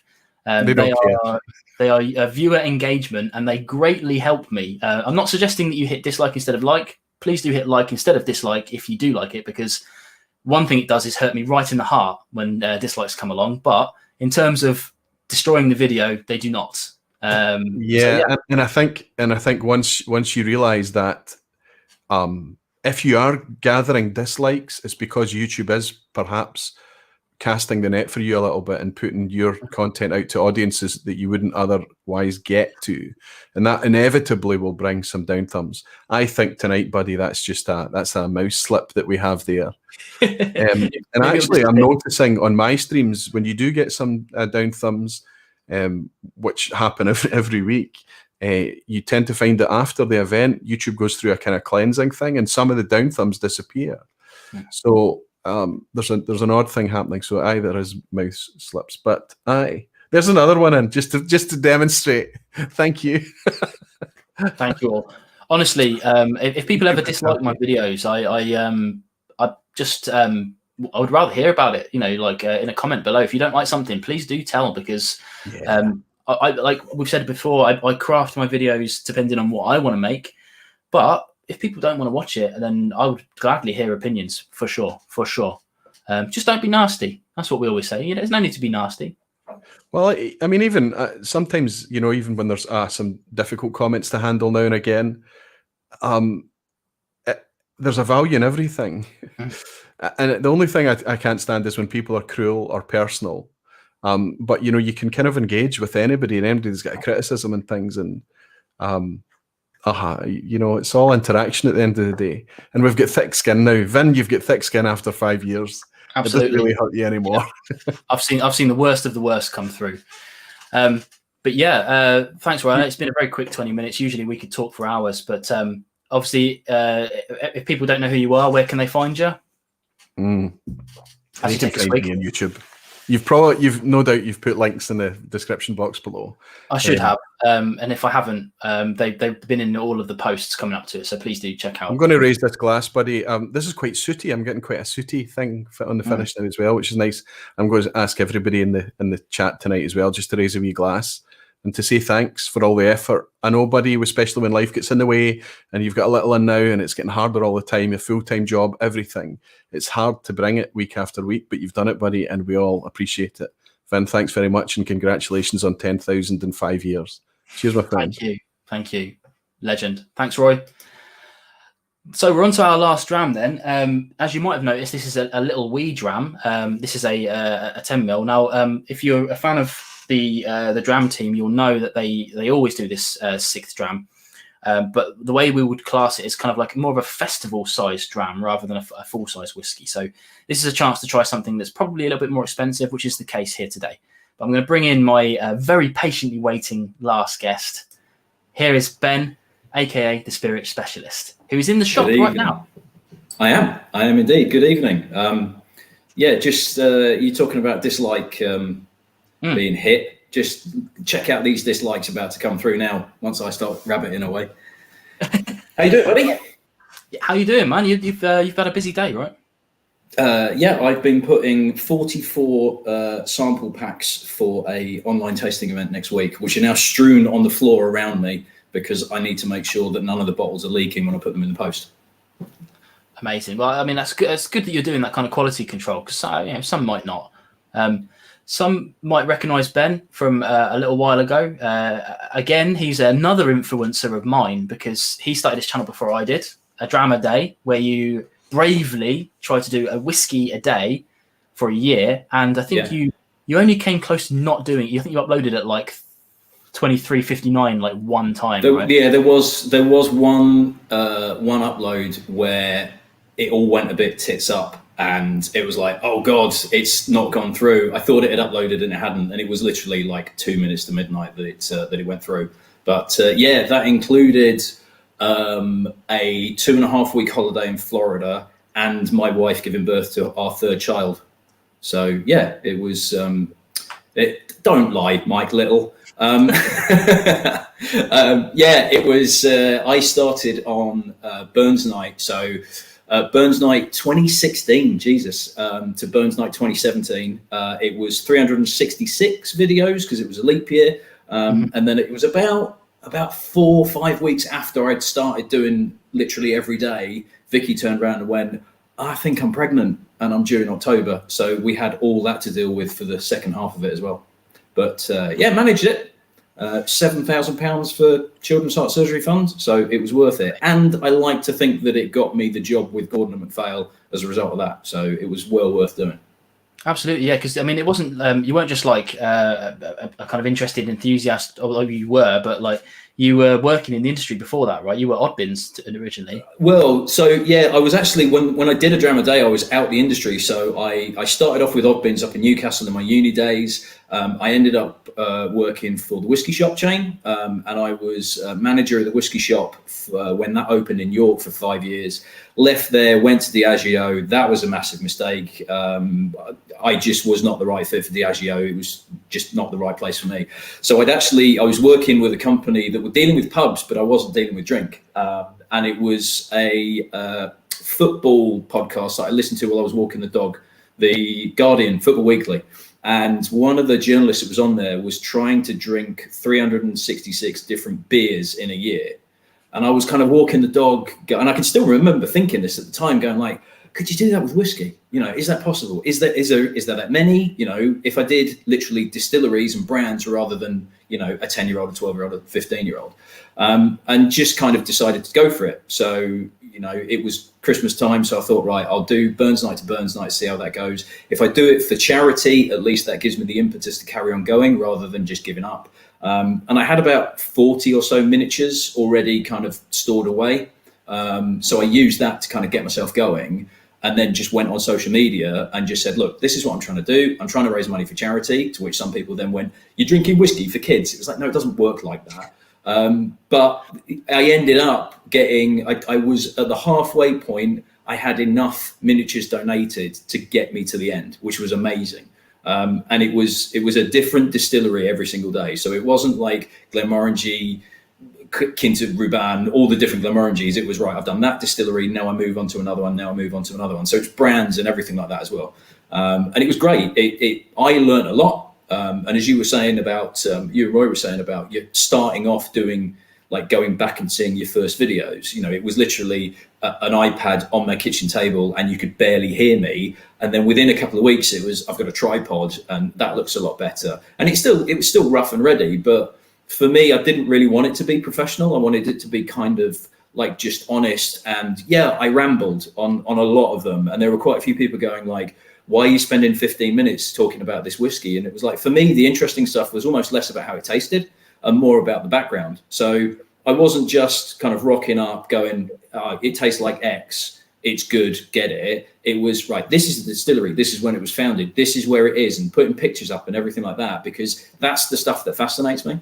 And that's what I'm trying to do now with the shop. So I finished the dram a day and pretty much straight after went straight into working with Gordon MacPhail. Equal best job I've ever had. Absolutely amazing job. Amazing company, amazing whiskies, amazing job, amazing people. But unfortunately last year, because of COVID and everything, they decided that they were going to make some changes. And unfortunately I wasn't part of those changes, but I already had plans in place to open my own store. I'd said about 10 years ago, I'm never going to work in retail again. Then having worked with Gordon MacPhail and working with drinks retailers, you know, independent specialists, I was like, oh, that's a good idea. Why are you doing it that way?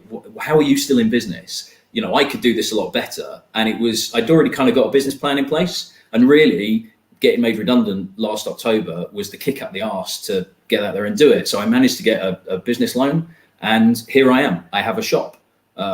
It's spirits, it's, you know, whiskey is a key part of it, but I'm massively into rum and gin and vodka and tequila, and I'm doing tastings, and I've set up a new channel now, which is the Spirit Specialist channel, which is essentially, ultimately, it'll be like a dram a day, just not every day, but it'll be videos of everything I sell. So that if you're looking on the website, it'll be, what's that like? Here I am having tried it and telling you about it, so that you have confidence that I'm selling what I think is really good quality stuff, rather than, oh, I was about to say something that would have pissed Joe off. Here's a Johnny Walker Black Label. What's it like? I don't know, but it's Johnny Walker. It's bound to be good. Are you going to buy it or not? Because a lot of shops are like that. And the ones that really stand out, and the best ones I dealt with, was you could tell where the guys and the girls had actually tasted it and they really, really liked it. And that's what gets me going. So I get to spend all day in a shop surrounded by stuff that I know everything in this store, I've tried it and I absolutely love it. And then when people come in or they're on the website, they're going to get that kind of enthusiasm from me, hopefully, and they want to buy the stuff. Awesome. Yeah, I mean, that's exactly what it should be. And it opened during this kind of pandemic and I can't really get up there, but the minute I'm allowed to, I'm going to be up there.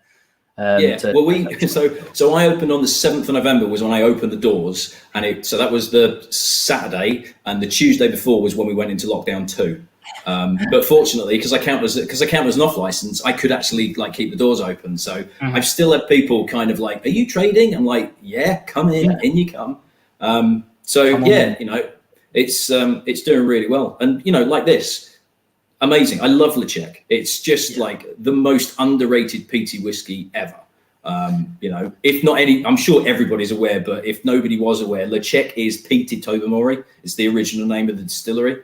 I absolutely love Lechek. It's for me, Lechek and Kalila are the ones that tick all the boxes. And Lechek it's like Talisker had an orgy with Isla, and this is the bastard love child of it, because it's got that kind of salty pepperiness, that peppery black pepper, cracked black pepper that Talisker's got, that intensity. It's not as medicinal as Isla, but it does have that more of a barbecue kind of like sweet barbecue sauce, like teriyaki sauce, the kind of saltiness element that's in there as well.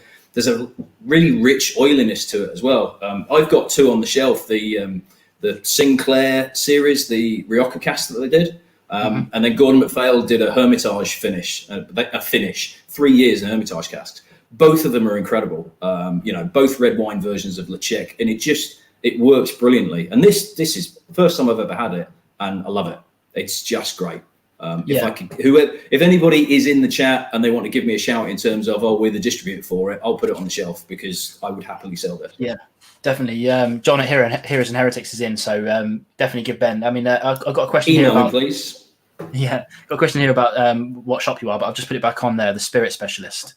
Yeah, I could probably hold up a bit of paper, but yeah, I've got a web store which is spiritspecialist.com, not the Spirit, and it's just spiritspecialist.com, and I can do nationwide UK delivery as well. Not overseas though, unfortunately, but we'll blame Brexit for that rather than couriers. That's my excuse anyway. Yeah. It's not true, but that's our excuse. So I wanted to end on this one, mainly because it's the strongest peated whiskey one we've got here today. So this is like, what is it, like 53%? 53%. It doesn't really come across that way though, does it? No. It really, it's like, I would have, if I'd have had this blind, I would have said probably 48, maybe. I probably wouldn't have put it over 50. It's, I think it's there's a real body to it that's kind of not overpowering the alcohol, but it's really kind of like dulling that fire of the alcohol that would be there, because it's got, I'd love to know where the cut is on the still of this, because I'm betting this is relatively early on, because there is a really good kind of weight and mouthfeel and a slight kind of briny oiliness to it. Wonderful stuff, this, man. Yeah, it's like sort of their tasting notes. They don't really do tasting notes like I don't. So they kind of give like, I don't know, like experiences almost. So they're saying things like smoked salmon with a side of bacon. Absolutely. This is a kind of smoky, meaty dram. For me, it isn't. I mean, it is heavily peated, but it isn't overly peated. No. And as someone who's struggled with peat in the past and now absolutely loves it, I have to be really careful with this bottle, because that will go so quickly. It's unreal. This one, I mean, someone else said earlier on about putting this one behind guard whiskies. Absolutely. Yeah. This one. If you think this one's easy to drink, do not get that, because this is like, if you can imagine like a lighter, fruitier version, it's like it's absolutely wild. This for me evokes. Not that I've ever done it, but what I am. Oh, you jammy bastard! I've never done it, but I can imagine the mental image it brings to me is being on a beach with a roaring bonfire, and you kind of like you've got a barbecue on the beach, and it's summer, and so it's kind of like still warm outside. It's about 10, 11 o'clock. You've got that smokiness, but then you've also got kind of like sausages, maybe a steak, but then you do have like maybe not salmon, but maybe like fish wrapped in foil that's kind of like bubbling away. So you get like that kind of like sea air kind of coming through, and then also that kind of like smoked meat element as well, and that saltiness that's coming through. It's such an evocative whiskey. I've not had a Duff Le Chec. Like I say, that and Kalila are the worst bottlings I've had of those two distilleries, have been very, very good, and that's as bad as it gets. Yeah, I mean, I've never had a bad Le Chec either, and it's something that I wish I'd have got into sooner, because they're not like super available to me. I don't have an amazing shop like you around the corner from me, unfortunately, and I'm kind of glad about that, because I think if I lived around the corner from you, I wouldn't be very I'd be sick of you, mate. I'd have to buy you. It's like, mate, like, you need help. You need an intervention. I probably do, to be fair, because that's the other problem with the lockdown situation, is that I can squirrel stuff in the house and no one's really noticing what's coming in and what's going out. There's in fact, my wife said, because she's here on maternity leave, she said that the postman is starting to notice that I'm getting a lot of bottles and maybe that it's a lot more than most people get.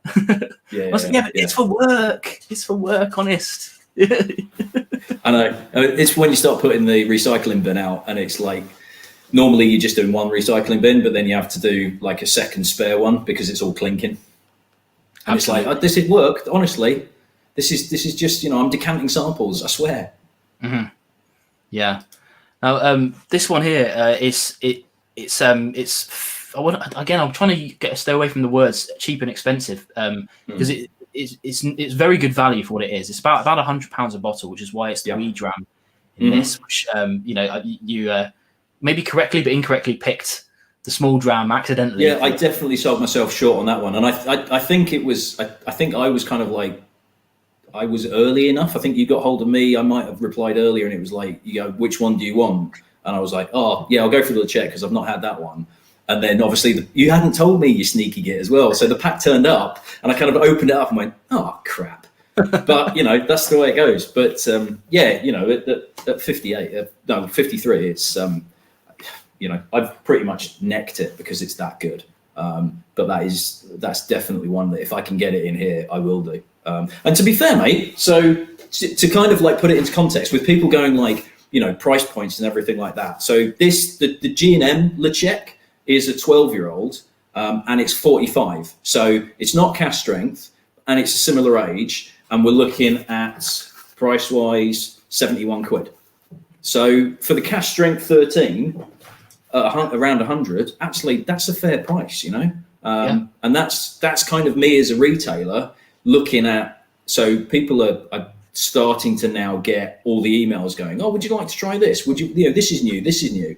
And there's some of it that's like, I'm going to try it. If you can't send me a sample, I don't want to know, because if you're not going to give me a sample of it, how do I know it's good enough? I'm not just going to take it on your word, with all due respect. And what's the price point? Because I've got to judge it in context with everything else that I've got in the shop and go, right, is this a fair price? Not is it cheap or is it expensive, but is this what I would consider a fair price? So looking at what else is out there in the market and equivalent bottlings and everything like that, actually, this is a good price point. I think the G&M is a fair price point, and I think this the 13 is an excellent price point as well for the quality that you get and what you can get out of the bottle. So there'll be some people that are going like, oh, how is it 3 figures when you can get something completely unrelated that's 40% for 40 quid? 40 quid. It's like, well, yeah, because it's a completely different whiskey. I actually did a tasting a couple of weeks ago where we did 20-year-olds, and we got into a really interesting conversation about the price points. And it was like, this is a 25-year-old and it's 125 quid. Oh yeah, but the 15-year-old is 70. It's like, yeah, but it's the 15-year-old. And the complaint wasn't actually ended up not being about the price. They were more complaining about the fact that they just haven't got the money to be able to afford it. That's a different argument. That's not, you're not looking at the whiskey then. You're looking at your personal status and what you can afford and what you can't. And it's not that you think it's too expensive because it's too expensive for you right now. So that's the way it goes. Yeah, absolutely. Exactly. You could spend what is it, $2,500 on a Macallan 25-year-old, and if that's what you want to do, fantastic. And if I can get one for you, I'll sell it to you because I've got kids to feed. But on the flip side, I can get a 25-year-old something else, which is completely different, for 300 quid. It's different strokes for different folks. Absolutely, yeah, and that's the thing. One of the things I tried to change recently, for the first few years of my kind of whiskey tube career, almost, was I had a cap of like £50 a bottle, and that wasn't because I was kind of like prissy in that area. It was just that I was buying my bottles, and that's all I could afford. And as I've gone on, I've actually reduced down to 1 video a week instead of 2 videos a week fairly recently to help with the baby and stuff like that. And it's made it a bit more manageable now, so I don't have to purchase 8 bottles a month. I can purchase 4 and I can buy better quality. And that's where I'm at now, is that I still try to keep below the 50 quid marker if I can, but for good quality whiskies, for relevantly priced whiskies, there's no reason why you can't push above and get something that's far superior to something that's only like 10 quid cheaper.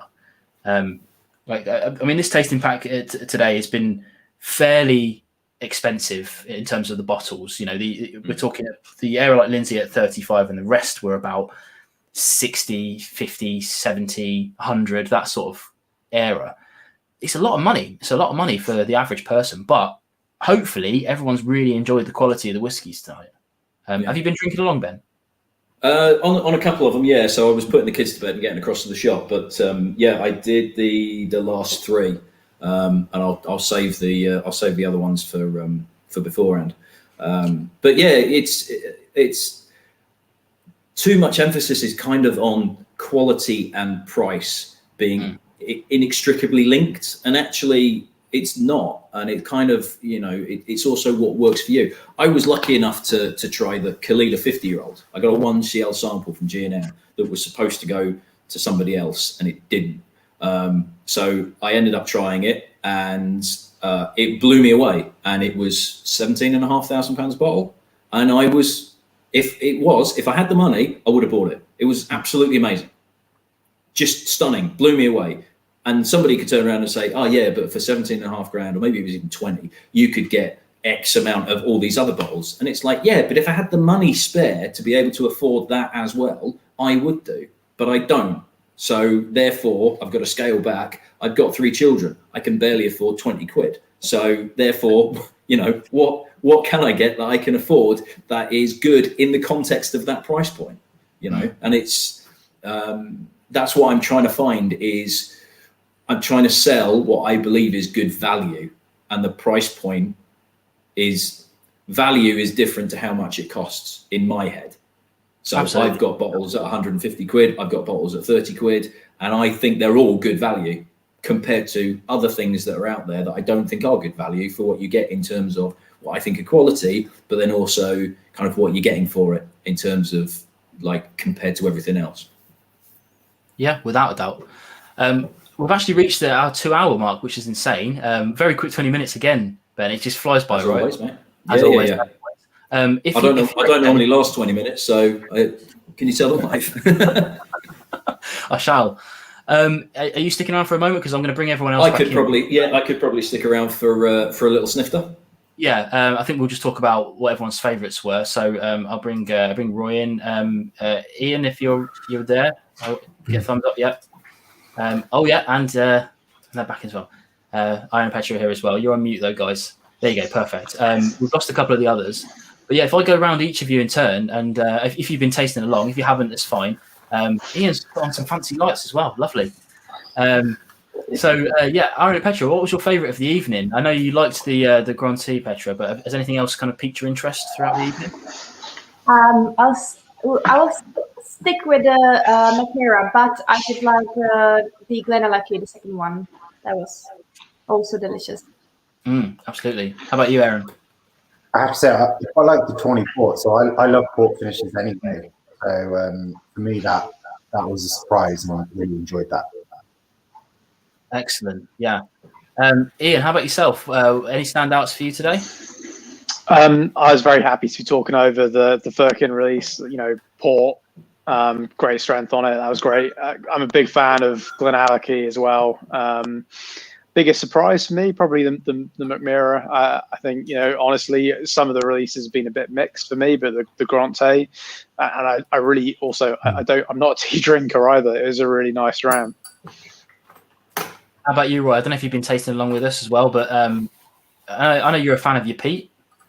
Yeah, I have to say, no, I only had the McNamara tonight, and then I had obviously they're like Lindsay with you. This is supposed to be a night off for me, but I did open the Leadchick after you guys talking about it. It's got a nice weight to it as well, nice oily kind of barley weight. I would say I would probably put that ahead of the Crowd. I did enjoy the Era Like Lindsay tonight. It's reminded myself that it is decent for the money, and I thought the McNamara was the most interesting, the most out there, the most different. Really quite a complete. There's no way that anybody would mistake this McNamara for Scotch ever. It's just so different. Yeah. Without a doubt. I mean, if you were doing, I always talk about if you're doing it in a blind lineup, what would you be able to pick it out as? And it's just it's so out there that you have to be like, well, who's making weird stuff right now? And you might lean a bit further away than Scotland for that. without a Yeah. doubt. Yeah. I mean, everybody's making this. There's never been a time to enjoy weird stuff, like we have today. It's just has anybody had Abasolo yet? No. Right. Okay. Well, I need to send some samples out then. So this is it's Mexican corn whiskey, and it is unlike anything I have ever had before. I did a world whiskey tasting last week for a whiskey club and did them blind. I actually had that Macmira Björk Savon, which a lot of people kind of pick straight away. But the Abasolo is just totally unique. Really kind of split the room. Abasolo, not Han Solo. I'm not wearing the Star Wars t-shirt. It will split the room. Some of you are probably going to hate it. Others of you, I think you'll like it because it's weird rather than you'll like it because it's really good. But yeah, I definitely need to send you guys some samples, because if you think the Macmira is weird, which I'm trying now, and I'm not that keen on tea, but I think this is really good. That Mexican stuff is bonkers. And they do an amazing liqueur as well that tastes like buttered popcorn. Fantastic. Yeah, I'm interested well, in trying if you get it to me quickly enough, Ben, there's a VPub Live going out in the middle of the month, and specifically we'll be looking at oddball whiskies. And I would love to tell you some of the things that we're going to be sharing, but it'd be a spoiler, and Roddy, who's coming on, is going to be doing it blind. So I'll try and hold my water till then. But that sounds like a fun one to stick in the definitely, lineup. Yeah. Drop me a line, buddy, and I'll get something set up to you. In a blind lineup, nobody's guessing Mexican, are they? So not at all. No. Yeah. No.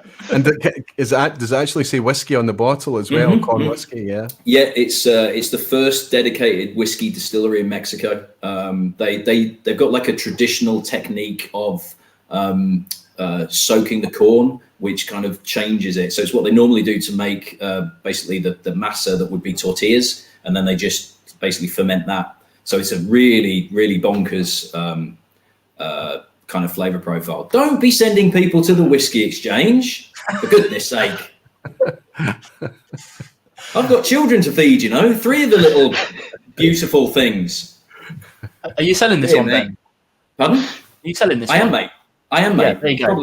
Probably cheaper probably more expensive than those swines have, but there you go. Yeah, well, you're a one-man show, right? So I am, yeah. So yeah, there you go. Go to the spirit specialist instead. Please. Have you felt since you opened, Ben, that the online sales has been a bit of a lifeline for you? It's the tasting events. If I wasn't doing tasting events, I would be probably screwed. But right. I'm doing basically an online event every other week, and I've got a core of about 30-40 people already that are pretty much selling it out. So yeah, that's really kind of bringing things through, and it's great because I can put some stuff on that's essentially like, right, what do people think of this? Ultimately, I want to get to the stage where it's like, right, here's some new products. You're my guinea pigs. This is how much it is. Should I stock it? And actually use them as a public forum to go, right, I am one person who are making judgment calls on everything that I'm stocking. Actually, I want to get a bit of a, believe it or not, peanut butter whiskey. I really like it. Got a couple of people in the shop that had tried it and they went, oh, actually, annoyingly, this is really good. So I'm going to stock it because actually it is good stuff. Annoyingly, I thought it was going to be disgusting and it's not. So it's like, right, let's get it in, because if I think people are going to buy it, then I'll put it on the shelf. That's quite interesting. And then you can lean on the skills that you learned way back in the Drama Day days of building a community around the channel. You're doing the exact same thing around the shop, building that. And people have said like, oh, when we all open up post lockdown, are you going to do tastings in the shop? And I'm like, well, I could do, but I've got a couple of people in Scotland. I've got some people down south. If I do a tasting in the shop, half my audience can't actually join me. So do I have the equivalent of a like Saturday night takeaway where I've got a big screen behind me with all these heads on and then a couple of people in the shop, or do I just carry on doing them online? Because what COVID and lockdown have done is shown that actually technology, we're on different parts around the country and we are in the same room having a really good conversation about whiskey, getting together. We can get people from the other side of the world. We can have And yeah, there is that element of being with people and talking to people face to face. And these festivals, I think festivals are still struggling, because once you start to get more than kind of like, I've done a couple of tastings where it's been like 50 people online, and it starts to get a little bit, you really have to control it in terms of, right, I've got to mute everybody and we're going to talk about it, and then I'll open up the room, and it has to be quite structured, because you can't have that free flowing conversation where it's literally like, even though I'm rambling away, the 6 of us are on screen and we can have this conversation. Get too many people on and it's just absolute mess. So festivals, last year a few places were trying, and it's still kind of ironing those kinks out in terms of how do you work this so that everybody still feels involved.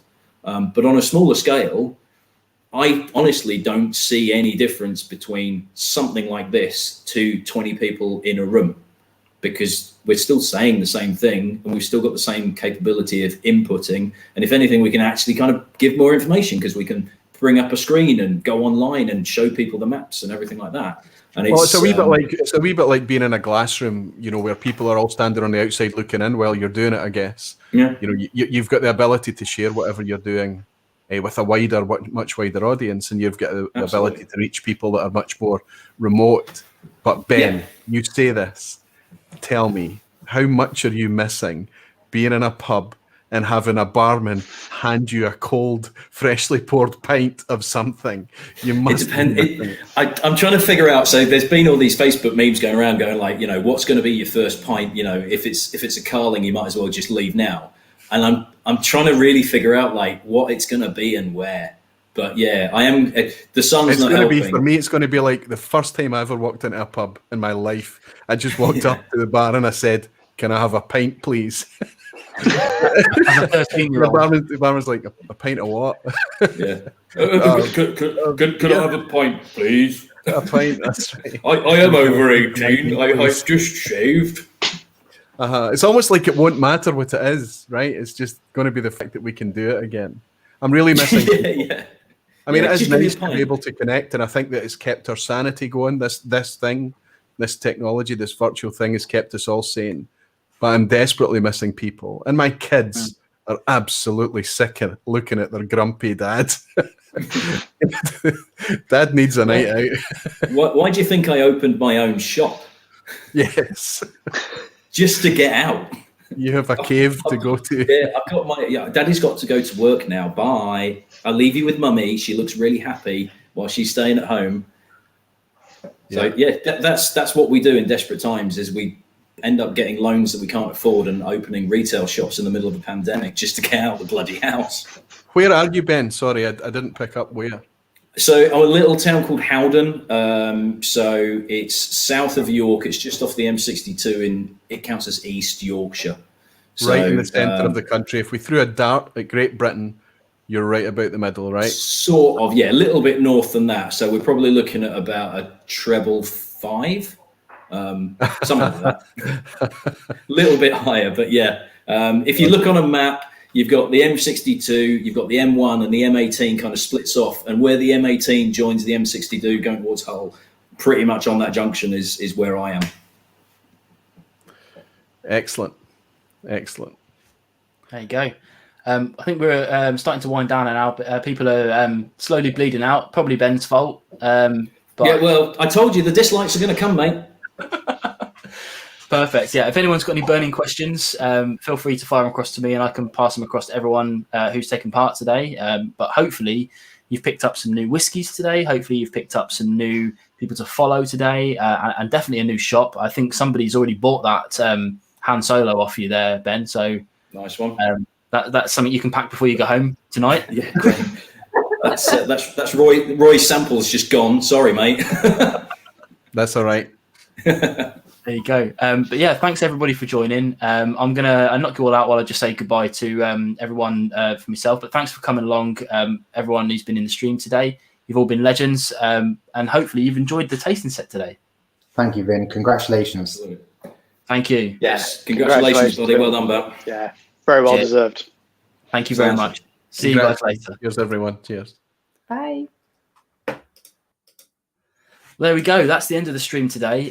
It's been a bit of a whirlwind 2 hours. I think it's probably fair to say. Hopefully everybody was enjoying the pace.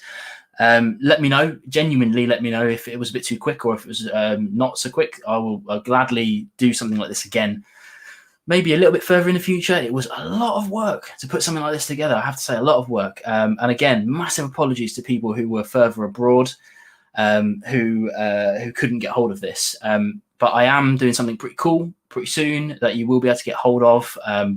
Again, can't really talk too much about it yet, but let's just say it's some bottles of whiskey. I'm not going to give you any more information than that. Keep an eye on my feeds for that, because they're going to be pretty cool. But yeah, thanks to everybody who has watched today. I've had a lot of views today, so thank you very much. And for all the super chats, really does help to support the channel. Hopefully, we'll get another 10,000 subscribers in the near future. It's been an absolute monumental milestone getting to 10,000. Never thought I would do it. I remember sitting at 20 and watching 21 come in and going, I got 21 today. And then like a week later, 22, yes. So it's been absolutely astounding. I'm going to carry on bringing the content to you. I've got lots of cool stuff coming up. So make sure you're subscribed, and I will see you again on more no-nonsense whiskey videos in the future. Catch you all later.